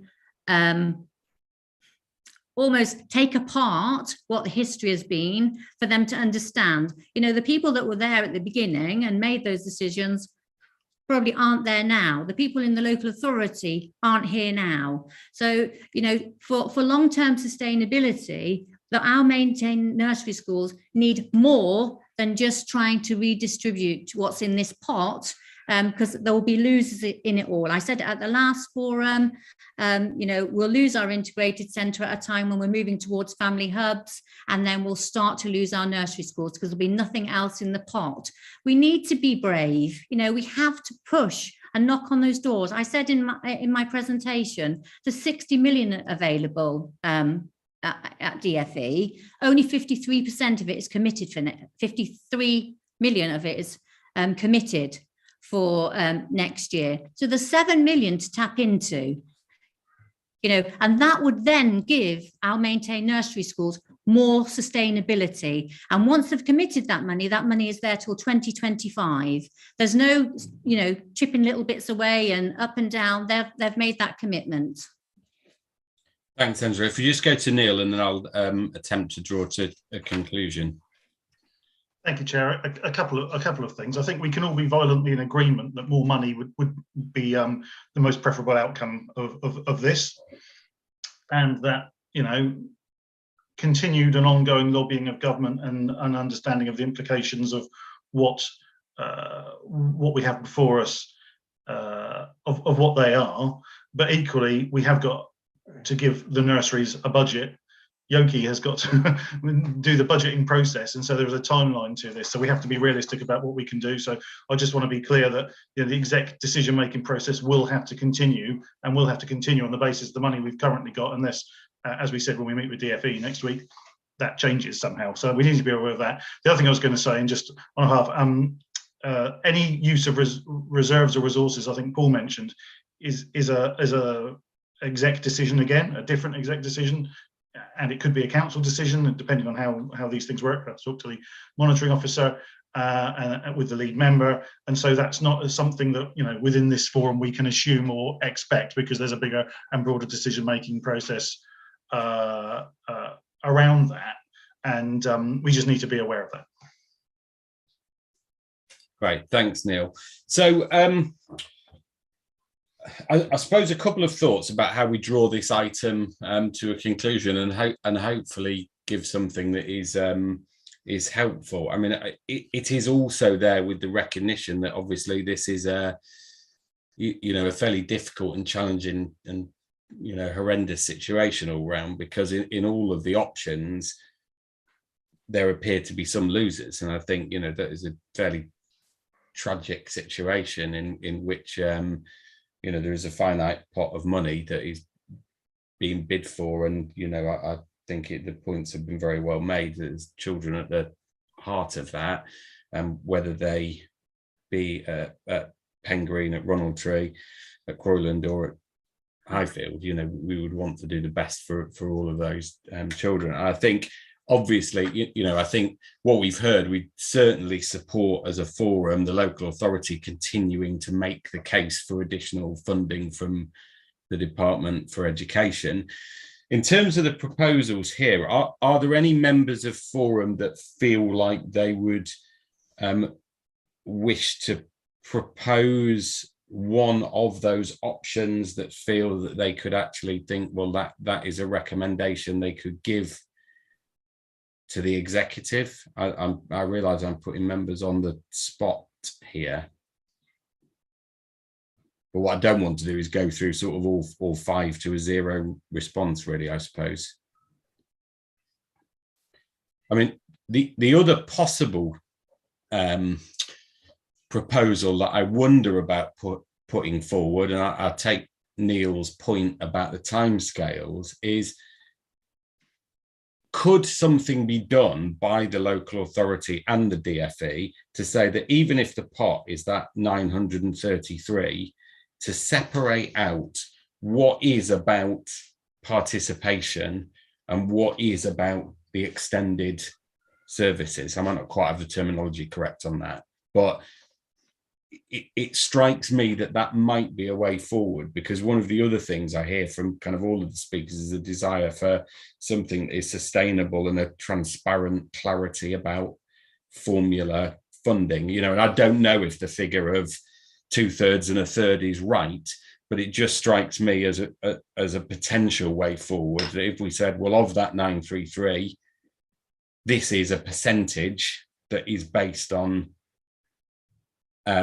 participation rates that should be distributed on participation rates throughout the 4 maintained nursery schools, and then this is an amount for extended services. And notwithstanding that, then obviously what we would wish the local authority to continue to do is to make the case with DFE to provide those extended services elsewhere. I don't think that would stop. I don't know how people would feel about that as a proposal from forum.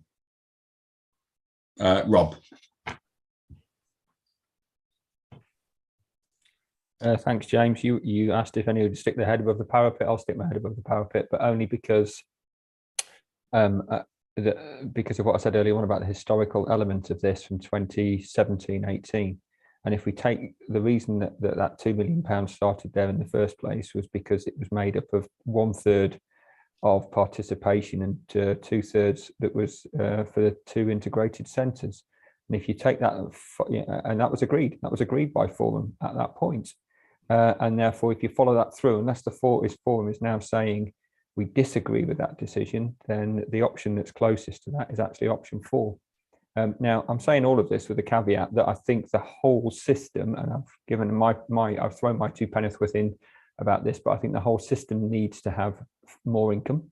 And I've sort of put in a potential for the local authority to consider, and I'm hoping its discussions with the DFE mean that they do get a higher settlement. I fear they won't, because I fear they'll say the £4.72 includes that historical element that was first sorted out for the 17-18 budget. But there we go, let's wait and see. But just purely on a mathematical basis, option 4 is, as far as I can see, is about the closest to what it was originally designed to do back in 2017-18. I know there'll be people who agree or disagree with that. Thanks, James.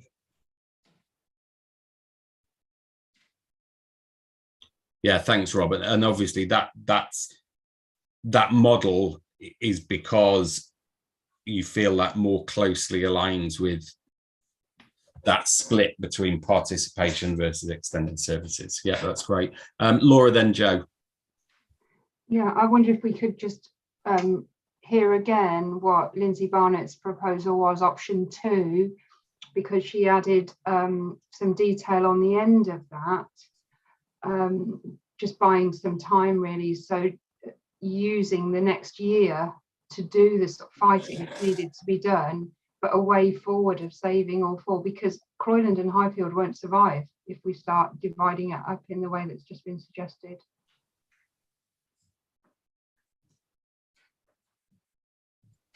Yes. So you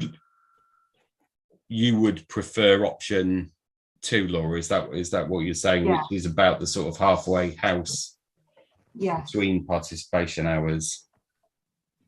Okay. Yeah. Thanks, Joe. Coming back to what Rob said, in terms of historical decisions that were made, that decision was made, from my recollection, based upon there being very clear SLAs that were in place for both of those organisations that got the additional funding, for how that additional funding would benefit.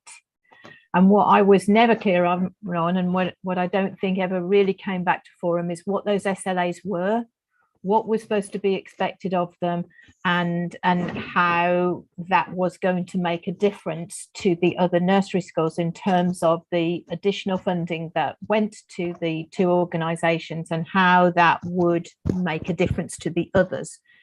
And I don't know what work was done there, but I don't feel it ever came back to us. But that, as Rob talked about, that decision was made based upon there being clear SLAs in place.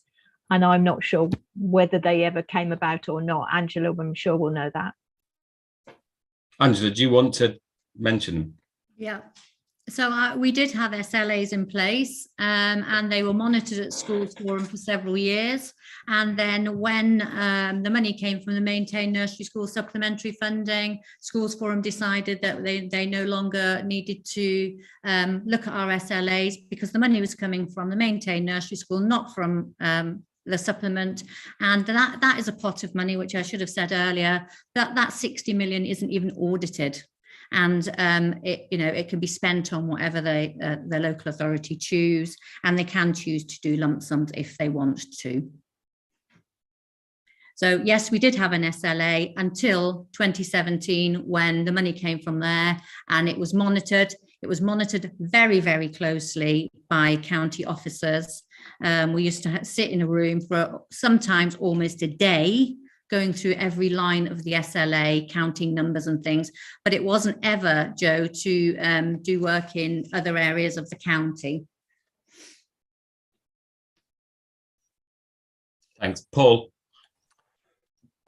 Thanks, James. I was just going to say, following on from Rob's discussion earlier, I would agree with Rob that the option 4, out of the options that we have in front of us, goes some way to helping the nurseries that are on the brink of survival at the present time, and hopefully will give them a year's lease of life while the whole of the Maintain Nursery system of funding is looked at.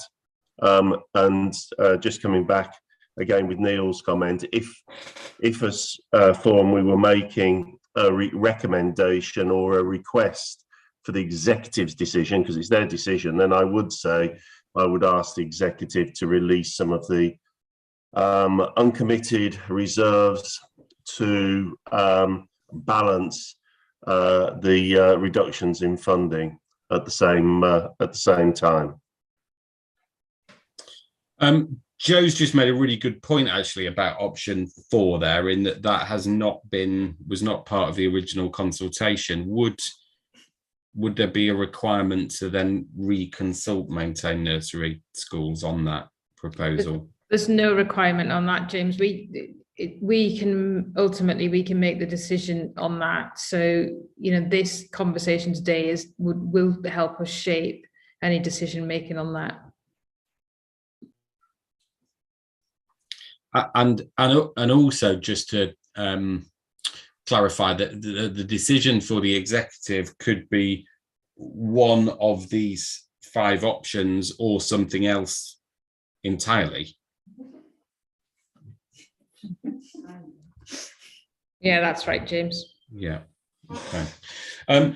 So probably, I mean, we've heard a couple of views. I mean, I don't know, Raj, whether whether it's appropriate for us to kind of almost take a vote on that or not, as actually it's not a kind of decision for things that obviously but it's difficult, because I know you want some idea of feelings of Forum for support. So you know, is it appropriate to have a kind of, you know, it's not a non-binding vote, is it? But some sort of expression of support for different options, just as a way of recommending that. I'd suggest that's probably the best way forward. Yeah, I think to get to an action from this item, perhaps if we just do that, go through what everyone's preference would be. Yeah. Sorry, go on, Neil. I was just going to say, Chair, I think the Schools Forum's role once again here as a statutory consultee. So it's up to you as a group what your response looks like. So that could be, you know, we like option X, whichever one it is, or it could be these were the comments that were made by the Schools Forum executive. Please bear those in mind as you go forward. So it could be a narrative type, you know, 3 bullet points or 4 bullet points if you think that's more appropriate. Or it could be an option because, like I say, as a consultee, you're responding to proposals that we've put forward to you, and you know, as others have said, you might not like any of the options that are before you, and you actually like to put a different kind of response forward. So I think we can be flexible about what the response from the forum is like. Clearly, if there is an option that best reflects the feeling of the mood of the meeting, you know, with a bit of narrative that goes with it, that would be an option too. So I didn't want you to feel forced into having a vote or anything, but I think, as Raj says, it'd be really helpful to have some outcome that we can then agree is going on to the executive. Thanks, Neil. I've seen Joe's comment in the chat as well. I mean, I think personally, I'd be more comfortable with a narrative than a vote, because it's been a sort of fairly lengthy and you know, rightly, it's a difficult thing. My worry is that if it turns into a vote, actually some of the sort of nuance and meaning behind that gets kind of totally lost in the ether for things. So, I mean, I would be, it's probably a task for Raj to try and summarize the thoughts there, because I think there have been a variety of views expressed, and I think it's probably worth putting forward Rob's comment there about potential changes to for blocks, Paul's comment about the use of reserves. I think Laura has mentioned option 2 about the risk to 2 of the other nurseries, and then also some thought around option 4, and particularly as that may represent the kind of historic position about how we feel that the maintained nursery supplement was calculated originally, with a certain amount based on participation and a certain amount based on extended services. And one thing I wonder is whether or not actually, if it was 1/3 and 2/3, which were advised by people who were on forum at the time it was, then I wonder whether that might be a calculation the local authority could do on that basis and model what that would actually look like. Sharon, then Anne-Marie. Can I just say, if you're thinking about the 1/3 and 2/3 model, then we have to bear in mind that the maintained nurseries was quite different at the time, and take into account the split into the 2 authorities to make sure that if you do choose to use that model, it's still reflective of the new makeup at each side. I appreciate you don't want to discuss what's going on in the West and what that used to look like, but it does have to be taken into account. Yeah, thanks, Sharon. That's a really good point. Yeah, Anne-Marie. Thanks, Chair. Just in terms of considering exec next week, and just Councillor Edwards has sat very quietly and observed and taken in, I'm sure, a lot of the conversation. And just for the sake of colleagues that aren't familiar with the process, it will be Councillor Edwards that makes the presentation to exec next week. And you know, not speaking on your behalf, Scott, but he has observed and listened to all of the conversation here this afternoon. So I think in terms of a representation of the school forum view, then, you know, there is first-hand connection then between Councillor Edwards and exec next week, so that Councillor Edwards can fully inform the exec of the, you know, the feeling, I think, is one of part of it, and also the discussion from forum today. Thanks, Anne-Marie. And Angela. Sorry, I was just going to say, similar to Sharon, that when we were talking about the third and 2/3, we were talking about the nine nursery schools across Northamptonshire, and that's how it was split. So I was just going to reiterate what Sharon said, really. Thank you. Yeah, thank you. Okay, so a kind of a narrative commentary to go forward to executive is probably the right thing. Any final comments on that point? Oh, sorry, Sharon, one more there. Oh, it's from the previous thing. Perfect. Peter. Thank you, Chair. Yeah, and notwithstanding Neil's point that permission would need to be sought from the DFE about moving funding between blocks, and Lee's point that ideally it would be most helpful to have further detail around the activities being provided across the different nurseries and centres. Just going back to Rob's original proposal that he put forward in quite a self-deprecating way, suggesting he'd be the only person to vote for it, around moving funding between the blocks. Is it possible to try to gauge or capture the level of support for that proposal? Because certainly that's something I'd be very happy to support.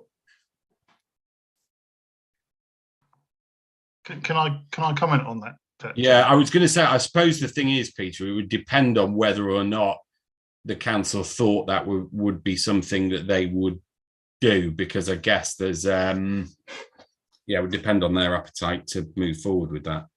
So what, just to be clear on what would be required, is we would need a disapplication to move more than 0.5% out of the schools block into the high needs block, and then we can move money from the high needs block into the early years block.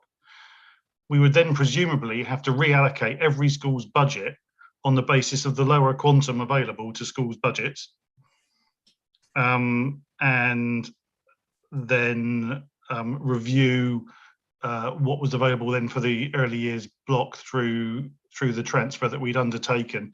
I just wouldn't want anybody to think that this is a simple case of an accounting transfer, where you can just say, oh, we'd drop this one down. The implication of reducing the schools block is every school will get less money because there's less money to dish out. I have to be honest, I don't think the DFE would go for that. I think the actual impact of a proposal like that would be to hold an overspend again, like we did this year, in the early years block, and then sort it out next year would actually be the reality of what that would look like. So we basically plan to spend more than we've got within the DSG. The overspend would carry forward within the DSG and then be paid off in future years, which is a risk because next year the problems just become more difficult, and we all know that pushing a problem down the road, is generally not always helpful. But like I said, I just wanted to be clear about what that option looked like, because I've been thinking about it since it was suggested, and I understand why it was suggested.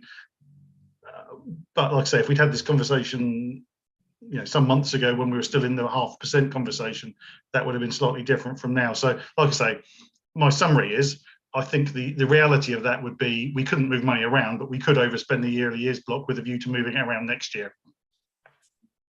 Yeah, so I think that's a useful thing to go forward. As I say, I think probably what we're not in a position is where we're recommending a single viewpoint, but there are probably some options to be considered by the executive of that, which could be one. But you are probably right, Neil. That would be the way of doing it, rather than reallocating every school's budget during this year.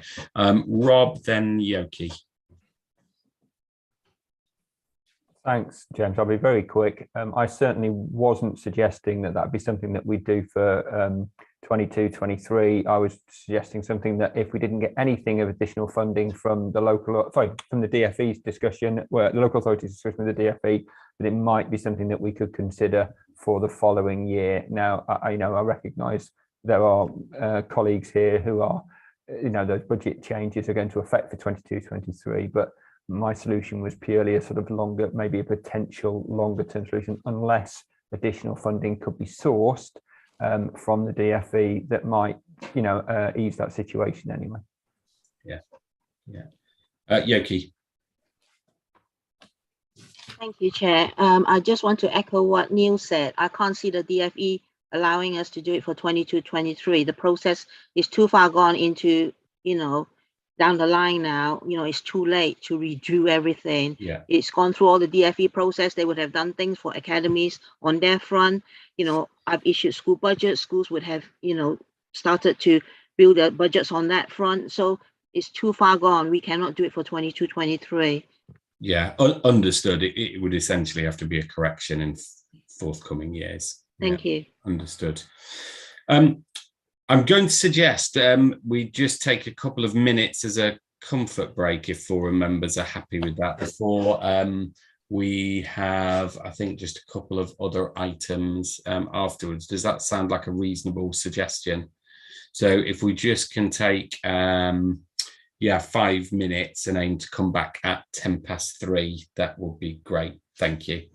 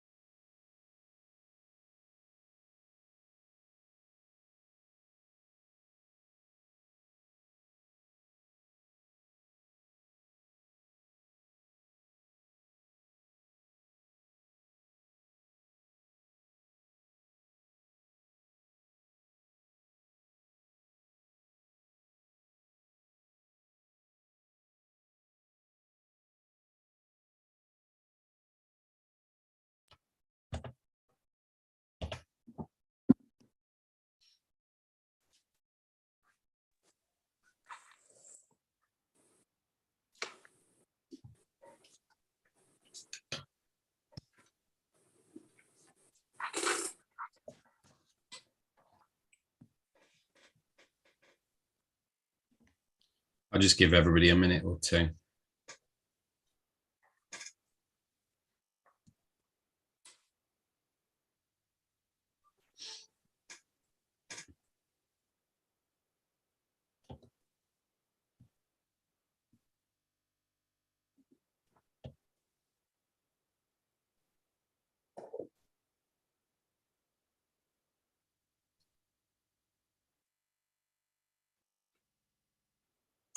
If it's possible, Chair, could Ravi share the PowerPoint?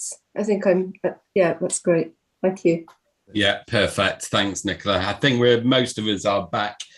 So yeah, we'll continue with item 5, which is our high needs update. So over to you, Nicola. Great, thank you. And thanks for inviting me to share today. So my name is Nicola Jones. I think everybody knows me by now. I'm the head of SENS and the interim head of SENS. So what I'm going to share with you today is some of our key priorities going forward. But I wanted to just give you some context in relation to what's happening in the bigger agenda. So we are waiting with bated breath. Any minute now, we will have the SENS green paper, and that is due out towards the end of this month. We think some of the headlines that are going to come through from that green paper is around ensuring schools have the right resources to meet needs, mainstream schools, as well as we're looking at the groups of schools model, which is something that I'll be talking about today, and particularly around how we identify our children and intervene early. So fundamentally, what we want to have is a confident workforce, a local offer for our children and young people. So where we can meet their need locally, and then a system that's links up with children being able to be, in their local area. So I think that the three key priorities for us in Northants is around, and I'm going to talk a little bit of detail into this in a minute, support schools then in developing their local provision. So as I've just talked about, fitting in with what we think will come through, some of the things that will come through in the green paper, that early help SENS offer. And then reviewing and developing our provision so it's responsive and flexible. So we have things in place that when the situation changes, we're able to meet local needs, and that we want to make sure that we've got the systems in place that has an annual cycle to do that. And then most importantly, it's having those right governance arrangements so that when we are allocating our specialist resources, which is very much the business of this group, that we effectively manage the demands and the needs, and we are responsive when we need to assess and review need for our more complex youngsters. So, and if you just move on to the next slide, please. So, just going into a little bit more detail about what we're doing. Our priority 1, we're going to be, or we are in the process of reconfiguring our specialist teams. So we have 4 areas. There are 4 localities that already exist within Northants. And that's where we'll be looking at how we can bring together the different parts of the SENS support services, as well as then working with health and our social care colleagues, and those conversations have already started. We've been working already with the SENCOs and with the school improvement team so that we can develop that graduated approach, and that's it's already there, but we want that firmly embedded and people being really clear about the different levels. And then we've already had some, as I say, the meetings with the SENCOs to look at how we ensure we've got the workforce that we need. And that's very much about the professional development offer. And and at the end of the day, we need inclusive classroom ethos. That's where we're aiming to. And then working with our parent carer forum and our parents so that we have, again, an early help offer. How can we support families to also be able to access the locality teams? So breaking that down a little bit further to give a bit of an inkling of what that looks like on the next slide. Some of the principles that we, so I don't know, Rav, are you still there? Can you go through that? That's great. There's some of the principles. We very much want to be needs led. So we want to work with school leaders to understand what the local needs are, and then wrap the special services and how we spend our money to be responsive to that. And obviously then building resilience so that we can support the majority of our children and young people's needs. And it's not something that we're considering at all to do to schools.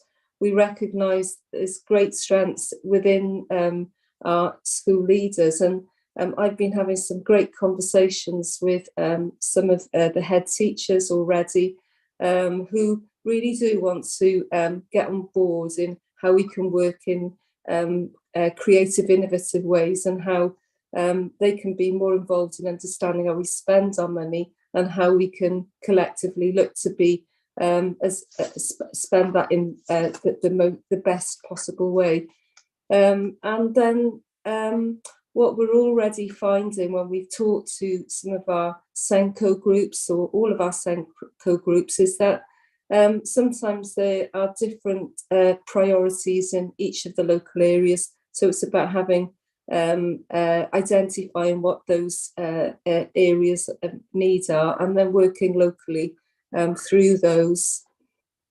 And obviously our big priority working with our school improvement team is that we want every school to be great for our pupils with SENS. So just probably teaching many people on the call on the next slide, Granny to suck eggs. It's a three-tiered response. We know that for the majority of children, their needs are met within the school setting at SENS support. And then this is the next tier is where there is this local cluster, a support team, where there's a locality portfolio, if you like, of resources and locality support. And that's what we want to get greater understanding of what that would need to look like going forward. And then the tier 3 is where the local authority become much more involved in terms of that specialist assessment when we're looking at specialist provision. So on the next slide is for information only, but it just outlines the 4 geographic localities. So those are already the meetings we've had with our school SENCO forums, and we'll be meeting with head teachers in the next couple of weeks. So on the next slide then, if we think about what that could look like in reality, so we want to bring together managers, system leaders within each of the 4 local areas. We're reconfiguring how we make decisions and our decision-making groups around resources. So again, we want local leaders to be involved in that. And then we want to share what the portfolio of resources is. So be transparent about the children that are in from the local schools that are in our independent sector, that have what is the unit provision, what does that look like in the local area, and what are we spending on top-up funding. So collectively we can have a look at have we got the right resources, and what do we want to look like going forward. And then of course it's having the data and the knowledge that backs up a lot of this work, and being able to share that with local leaders. And then the next slide just talks briefly again about looking at the work of what the cluster model would look like. So funding and resources looks at things like top-up funding, looks at things like what local resources are there, that toolboxes, and what things can we share that would be helpful for schools, and obviously continuous professional development. And then peer-to-peer support, really important for schools, and well recognised that that's a model that we work to in Northants. So how can we support each other, particularly when there are challenges within an area or a school? It's how do we wrap our service, our support to each other around that. And of course, then the specialist services. So we want to be open and transparent about what that looks like, how much we're spending on that resource, which is not what it was 5 years ago, but there nevertheless is a provision there. So we'd be sharing that with school leaders. And then, as I say, the bank of knowledge and information about the locality. So we're keen to get all these things in place, and that's our plan in the summer term. The next slide then, so the critical bit is getting the local meetings up and running. So we've already started the half-term Lysenko forums. They were very well received and successful in being able to identify what the local Senkos felt were their priorities. And we are now putting in place some regular meetings for the summer term and then into the autumn. We are going to do some meetings for families in the summer term, just to start to understand what might be useful in terms of combining the already great work that's taking place across the local authority in this area in different guises. But we want to really connect and find out what the local issues are and what would be helpful for families. And then we are looking at how we can reconfigure the way we do individual school meetings currently, because I know that the different teams go in at different points to do a consultation and planning meeting. And we're looking at how we can combine some of the services so that those happen simultaneously, but on a regular basis, and combining some of the wider teams.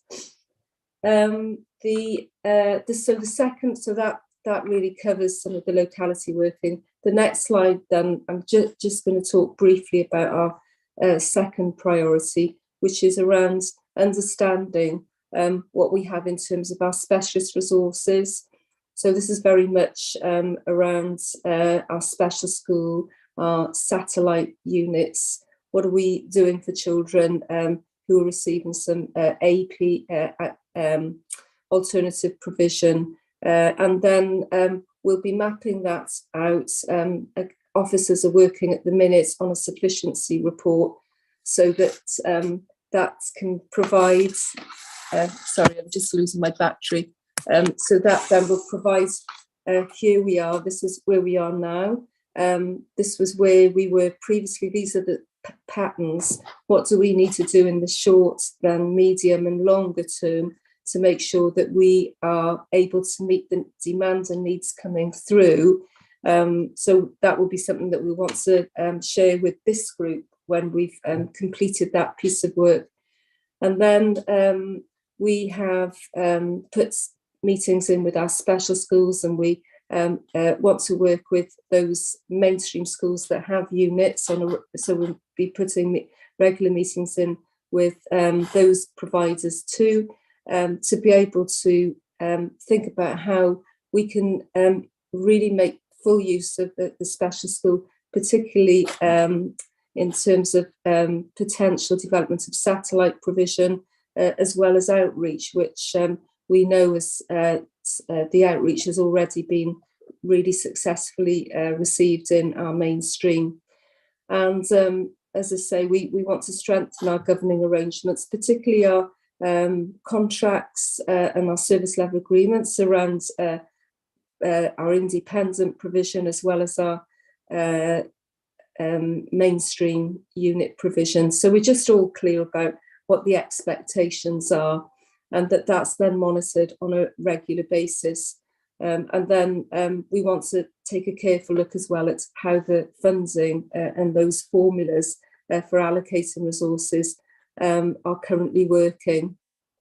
And we want to have a look at the children. I think we've got around 150 in independent provision, and we will be implementing more robust reviewing processes so that we can make sure that the provision is the right provision, and that as children move on in their education, that we've got the right transition processes in place.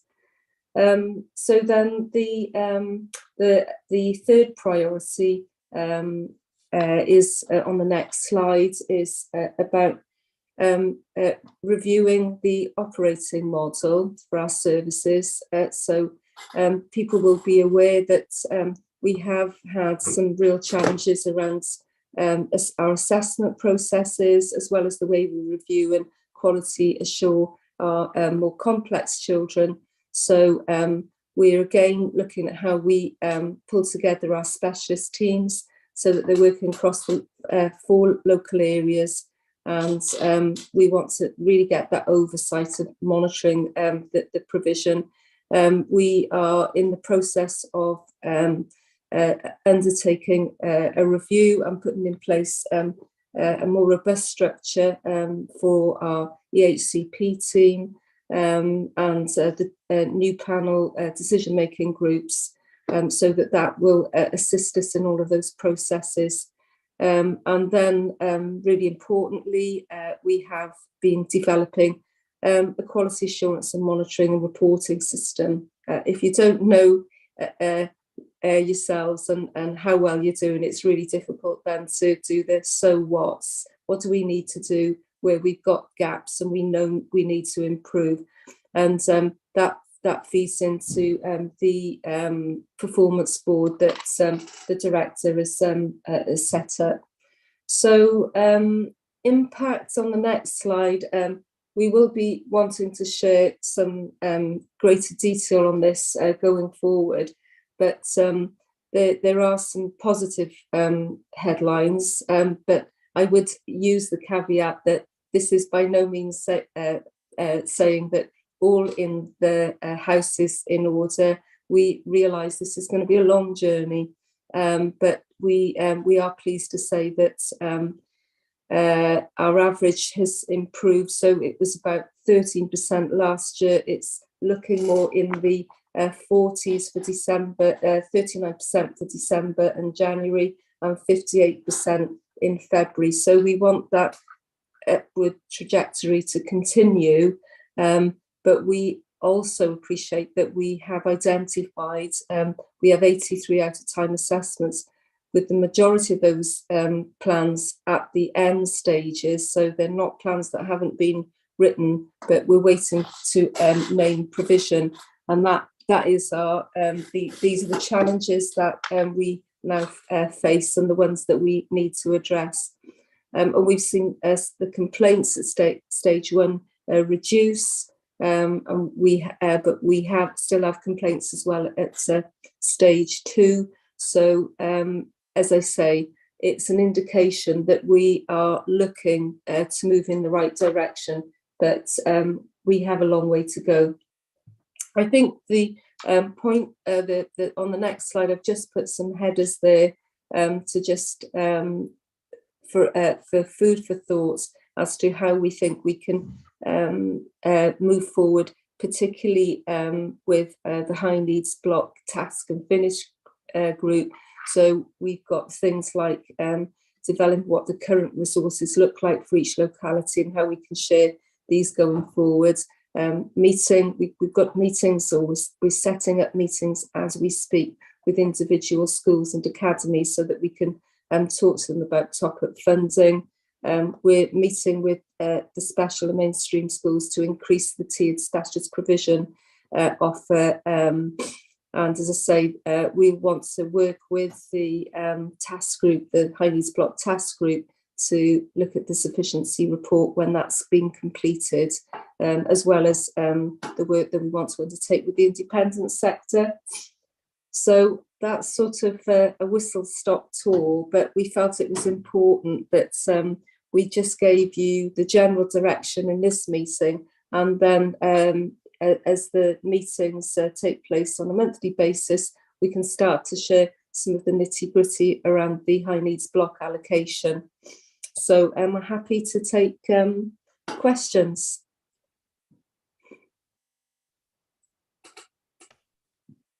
Thanks ever so much, Nicola. Really informative. Sharon. Yeah, just first question. There's no mention of the maintained nurseries in your geographic localities. Is that because you're planning something different for them? Or what is the intention to support them with their high needs children? Well, absolutely. And I think Joe Hutchinson and myself have already had some initial conversations that we want to come out and talk with the early years leaders. In fact, for me, it's the cornerstone to the work that we do with special education needs, because we all know what the research and what's it's been proven to me that working with the early years sector, if we get in, we identify the children early and we get the intervention in, they get a really good transition then into mainstream.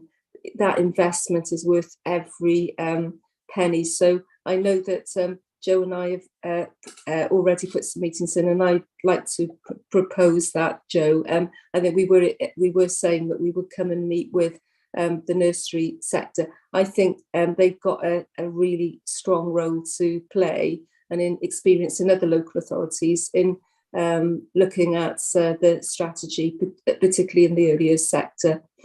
So is that something you'll be communicating out to them quite quickly? Because I think, you know, from their point of view, looking at this, it must be quite unnerving to think, have we been forgotten? Yeah, no, absolutely. I think our priority was to start with the mainstream schools. But as you can, we've got a number of sectors that we have got particular work to. So yes, in answer to your question, we will bring together the leaders in the early years sector, and I think begin the sharing of this information. We haven't yet met with the mainstream head teachers, but those meetings are planned, and we will make sure that we get to the early years sector as well in the next couple of weeks. Thank you. Thanks. Joe. So is this the task and finish group that was meant to have been set up? Because I volunteered twice for that and haven't been contacted about it. So I was just wondering who you have been working with within schools to set this up. Right, so we've had nominations, and we will now call a first meeting of that group. Sorry, I thought you said you'd already been working with schools on it. In what context? In the plan, when you were talking through the plan, you said we've already had meetings with schools where we've been working through this. I think that's what I picked up. Yeah, okay. So I'll just clarify that for you. So individual schools have contacted me, and they've had individual queries. So what I have been able to do is just get a sense on the ground from some of the chief execs and from some of the head teachers what their issues are. So does that clarify it? Sorry, Nicola, can I come in just to provide some clarity on that? The task and finish group, let's be clear, is a task and finish group of the schools forum, which has a view on how we fund and manage high needs block work. That's what we're really interested in. So there are two different things. There's a broader consultation that you'd expect us to be doing about SEND more generally, and then there's a task and finish group that will look at how we make that happen through the schools forum, which is the point of the task and finish group. And as you say, there had to be an order, and it has, and I apologise, gone slightly slower than we hoped it would have gone, as you can imagine. It's just that if you're talking about all these plans, they have to fit in with what the financial envelope is that's going. Otherwise, how can you have all of these plans when there's no financial envelope or thinking behind how it's all going to be funded in the end? Well, we have a set of principles that we're looking to apply, and I think that's what Nicola set out. And what we want to do with the task and finish group is say, okay, how are we going to look at doing that? Because there are lots of options. Like I say, I'm sorry it's taken as long as it has to get to this Okay. stage. We really do But- appreciate you and others volunteering, and we'll be knocking on your door very shortly.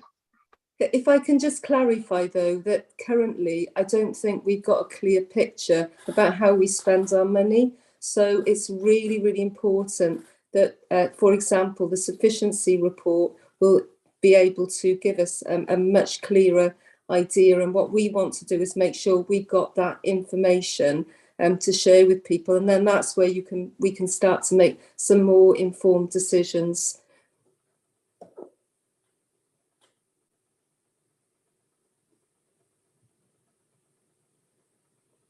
So I can see hands up. Sorry. So is it Paul? Paul?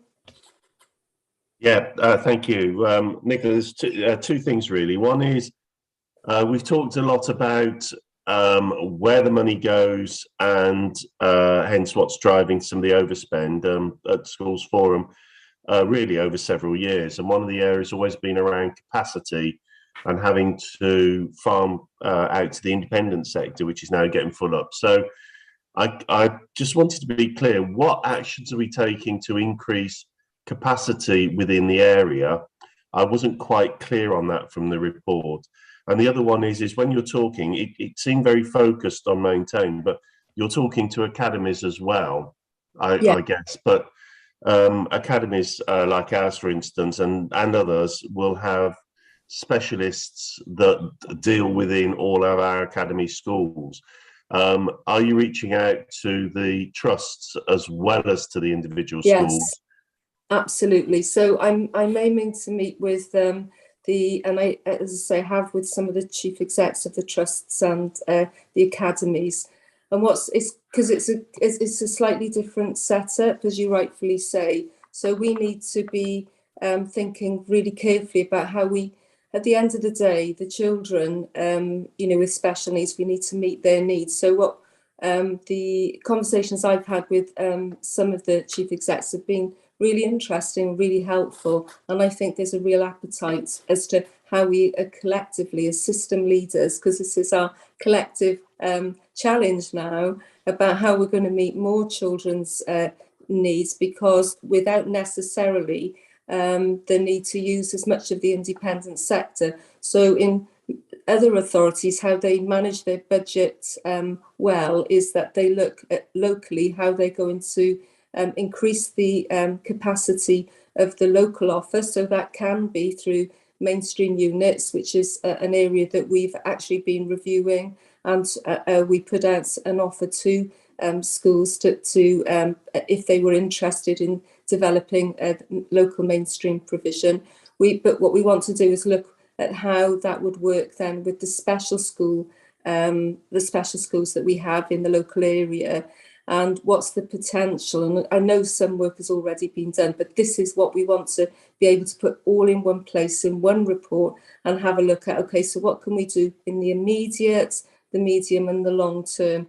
And where authorities, get this right is that they have a regular review of what their local provision is. And what we can say is that we think we can do some really great innovative work. There's great feedback from school leaders and appetite to supporting this on this agenda with us. And I think, by us being open and transparent about how we do spend our money, I think it'll help for the wider, if you like, the school leaders to look with us together at some of the solutions. And I found that approach, which is why I think the high needs block, the forum, will be particularly helpful for us going forward to be able to combine our thinking and how we're going to address the real challenges, because we know if we carry on like we are, then we won't be able to afford it. But we're not on our own in the position that we find ourselves in. Other local authorities are in similar positions. Thanks. Laura. Yeah, thank you, Chair. Nicola, excuse me, sorry, just to put it in context for forum members, I'm the head of the only maintained special school left in the north half of the council. So we're in a bit of a unique position, really. We were full for this September by last January, and we've had 137 placement inquiries for 17 places that were already occupied, which sort of sits it in context. But my question really is, and I completely agree, as you know, we've had very successful satellite provision in one of the local mainstream schools. It's worked really very well for everybody concerned. But part of my challenge really is, how do we move to a place of locality working when so many of our children are coming from all over the county, west and north? We've got children from Corby, Northampton, Daventry, and if we're using local resources for those children, and I really do believe in that, Nick, I think that's vital. I'd just like to know, how do you see us getting to that point? And it is sorry, oh, I've got echo. It's a real challenge in terms of we not only do we have the challenges of as you've described, and I now chair some of the panel, so I can tell you that some of the ways that we make decisions and the processes that we're working on to refine them. So when you say you've had 137 consultations, it's almost like we just go through the patter, and what we've got to work towards is getting a handle on exactly, which came back to my point earlier about knowing what we've got, knowing what the intake and what children are going to be leaving year on year, and we will have to it will take us time to get that planning and that sight of what the current position looks like. And for me, at the minute, I've got officers that tell me that it is down to parent preference, which it does state that in the code, but actually we've got to be realistic about how we support families to make informed decisions about the specialist provision for their child. So we're going to have to do a lot of work in that area, and there has been, we're finding, just being really frank, we're finding, talking to our local officer team, that there hasn't necessarily been the support to understand how we now need to really get a grip on what resources we've got, and actually how we can support families in being able to offer them provision that's there, rather than, well, you're able to, what would you like? We can go out to consultation, and we know that schools are full. So we've got to work towards, through the sufficiency report, getting a grip on that. And then the bit that I need to do then is work with some of the senior managers within the specialised services who can help then locally in terms of understanding what there is available locally, and then working with families and working with schools in how we allocate that resource. That is how it works and functions really well.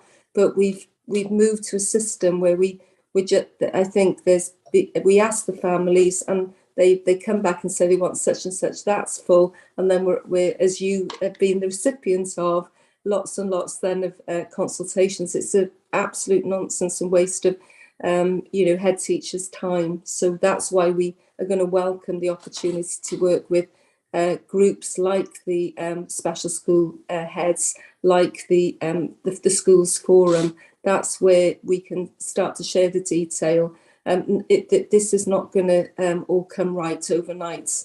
This is going to take some time, to realistically get to the point where we need to. Thank you, Nicola. I wonder as well if there's work to be done in terms of the judicial process.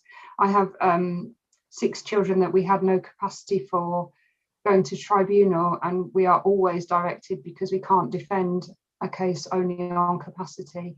So, and that, every tribunal is a couple of days' work for a head.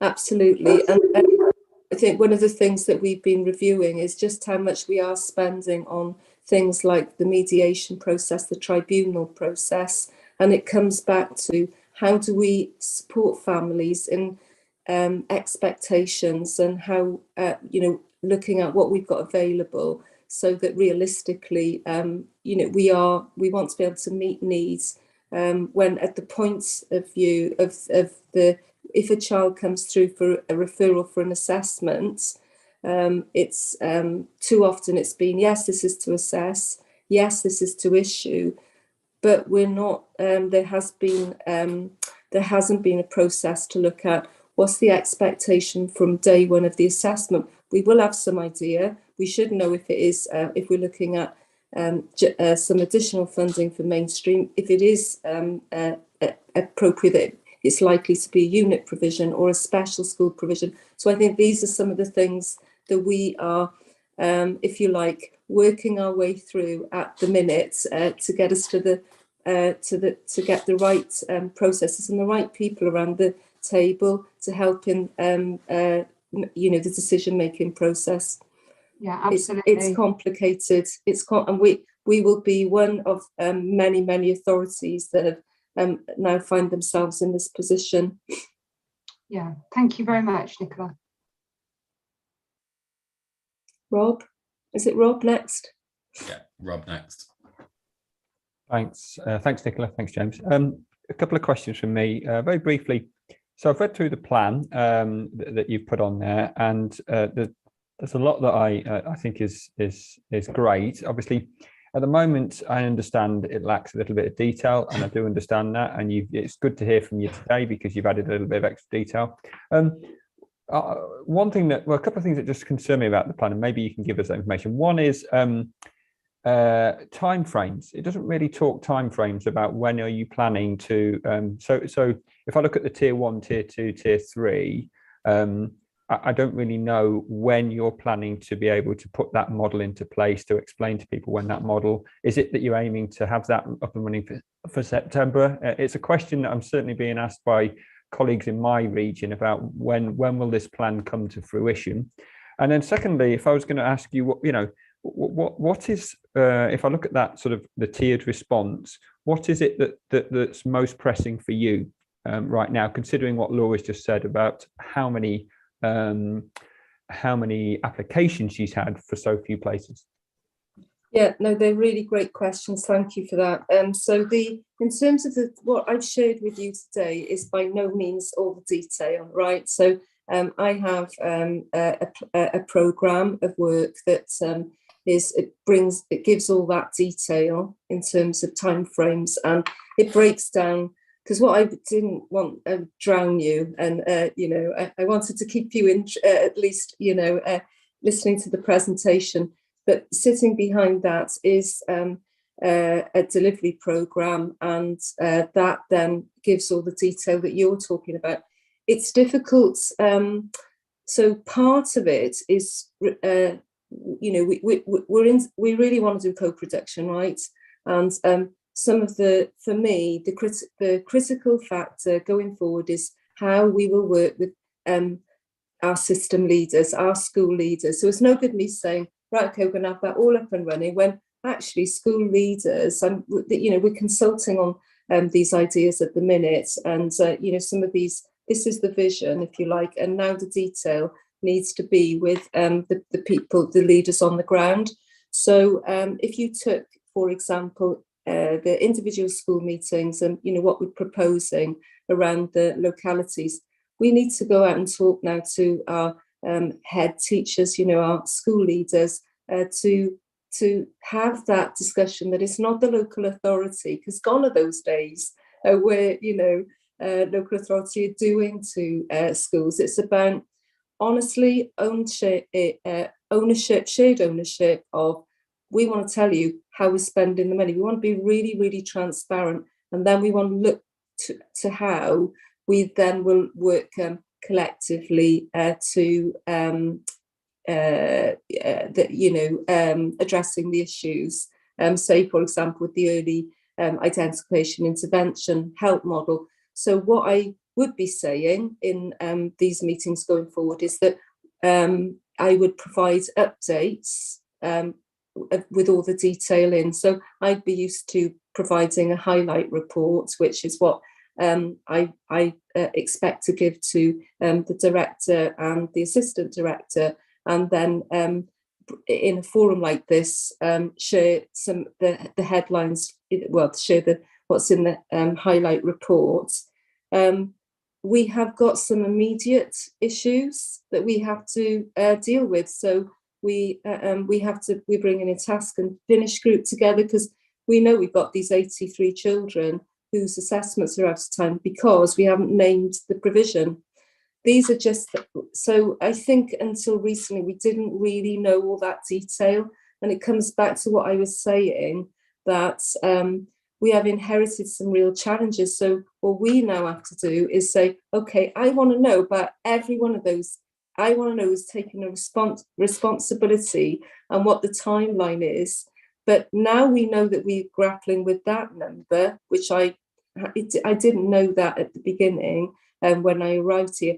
It is, so what resource, and it comes back to, I think, the special school head teacher, what resource are we going to need to pull together so that we can address that backlog, if you like? So that's a priority. But at the same time, so I could just, we could just be focusing on reacting because we know we've got this issue, but we've got to get into how are we going to develop our longer term strategic approach, which is working with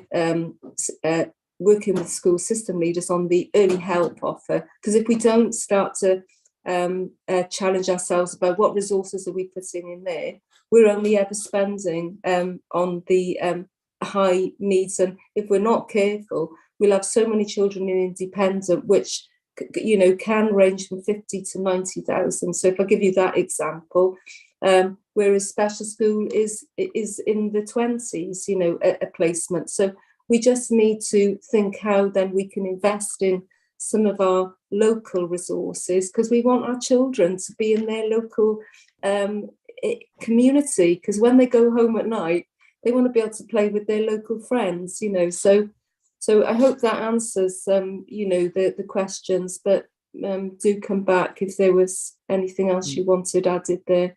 No, I think it does. I'll wait until the sort of the update report just to sort of have a look at timeframes. One question I have been asked to ask, representing colleagues across my area, is high needs funding panels. High needs funding panels, when we met in January, I think Neil said that they will be starting again at some point over the spring term. And my understanding is, and I may be wrong, and if I am, I'll apologise, but my understanding is that the panels haven't been restarted.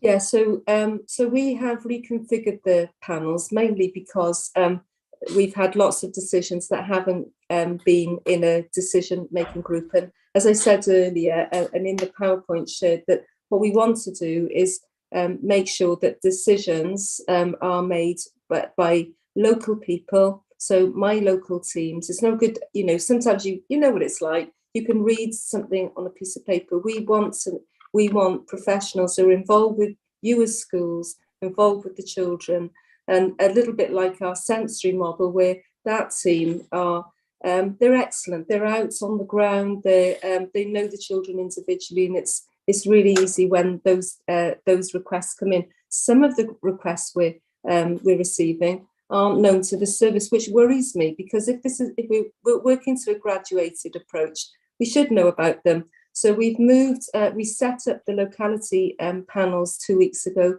They're into their second week. Quite challenging to get it all off the ground, and it's not all running perfectly. So the new ones coming in will go into those panels starting next week. But we have a backlog of about 25, which we'll be tackling as a one-off over the next week, and then we'll be writing out to you. I'm also going to be coming to meet with the chief execs and the heads, so there'll be that opportunity as well, because I'm interested to look at how we've configured your top-up funding as well. Okay, I'm sorry, I know I've asked two questions already. The high needs funding, the local authority wrote in I think it was June, July last year, and said that those pupils who are already in receipt of high needs funding would have it automatically extended until the end of March 2022, which obviously we're at now. Are you planning to re-extend that automatically, or is that just all of those pupils just going to finish with high needs funding from April onwards? Right, I'll refer to Neil. Are you able to help out on that one, Neil? I'm not sure. Hope, yeah, he's there. Hi, Nicola. Hi, Rob.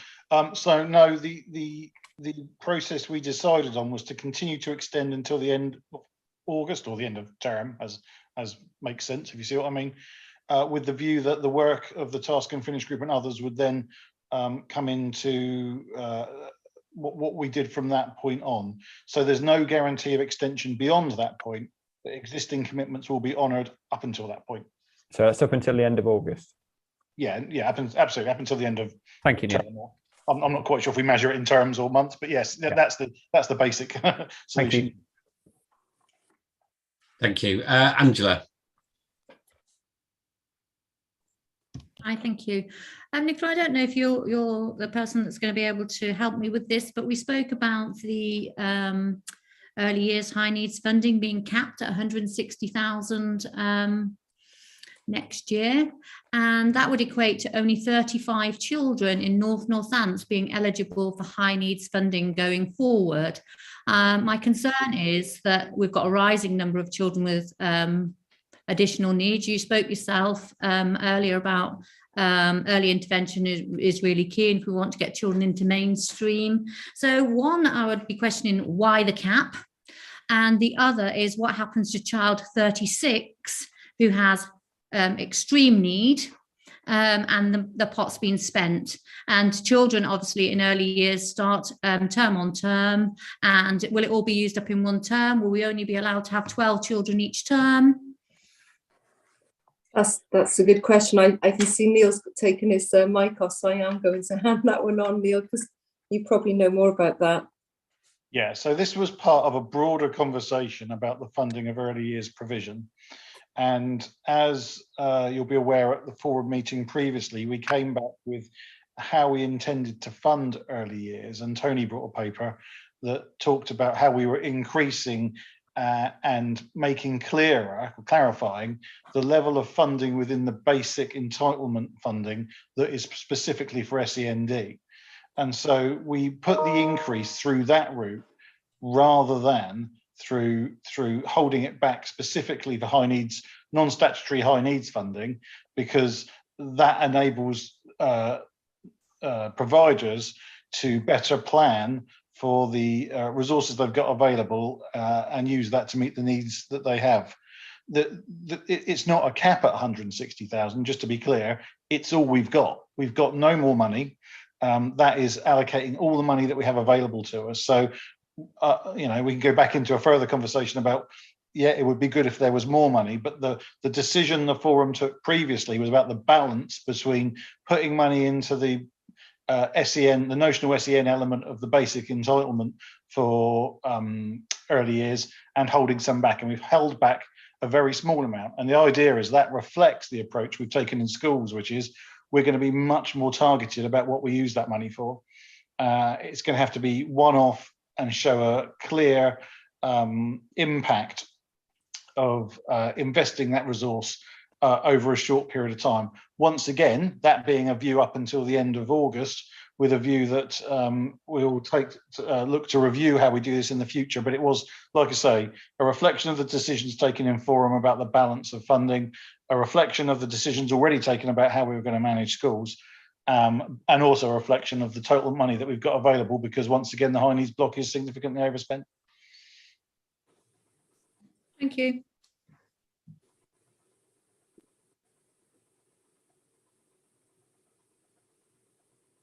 Oh, muted, sorry. Thank you. Thanks, everyone. And thanks, Nicola, ever so much for that item. Okay, we'll move on to Neil, probably a relatively brief item, but we just thought it'd be useful to have something on staffing updates at the local authority. And I know we've also put out some information with current post holders. So over to you, Neil. Yeah, thank you, Chair. So as was requested at the forum, and I have to say at other meetings and in my meetings with head teachers as well, we have now started to send out updated lists of contact points within the local authority. And I think one is attached to your agenda to give a demonstration of that. And what we're doing is updating that through the weekly head teachers email newsletter that we send out, and we'll keep that up to date as we move forward. And as the structures of the local authority may or may not change as we go forward, and we'll explain how things change and who to go to. So the key issue here is we want schools to be very clear about who to go to when they've got a query. Hopefully that summary enables you to do that. If there's anything we can add to it to make it better, clearer, or more effective, just let us know and we'll go from there. But it will be kept up to date on a regular basis, as I say, through the head teachers newsletter. Perfect. Thanks, Neil. Raj, for schools forum plan. Yeah, so basically the current plan we have runs up until today's meeting. At the next meeting, we'll be bringing the scheme for financing schools and some DSG monitoring. Basically, I just wanted to open it up to members as to what we might want to have as standing items. In the past, this has been things like high needs, early years, schools budgets, DSG monitoring. So yeah, the next meeting is taking place in May, and really just suggestions as to what we want to explore at that meeting. And I think just to give some context to that is one of the things that I discussed with Raj, Anne-Marie and Neil was that the local authority will obviously put on agenda items as informed by their kind of programme of events, and we're going to try and ensure that that's scheduled in properly so that we've got the right meetings at the right time, so there is good time for papers to be published, for meetings to occur, and then for the local authority to fulfill any actions and obligations following that. But we also discussed the fact that probably the balance of agenda items is it's 90-95% are put on by the council, and of course as members we are more than entitled to kind of request for items to go on there, either as standing items or as ad hoc items, and just making sure that there is the kind of open facility to do that. I think what I'll probably suggest we do for next time is, Raj, if you're happy to work on a kind of annual plan and plug in all of the kind of council items, and then perhaps if actually we distribute that and then maybe spend a bit of time in the next meeting talking about what we would like to see as forum members. I'm just slightly aware it's been a fairly marathon meeting, and it might be tough to collect our thoughts on that now, although I did see Angela had a hand up there. It's not the Angela show, really. It was just to say, can we make sure Maintain Nursery Schools stays on the agenda as a standing item? Because I think that's really crucial. Yeah, I'll get the information from officers about upcoming budget setting and votes and things like that, and put that together. Yeah, great. So yeah, maybe if that kind of forum plan is a slightly more significant item at the next meeting, that would be great. Yes, Peter.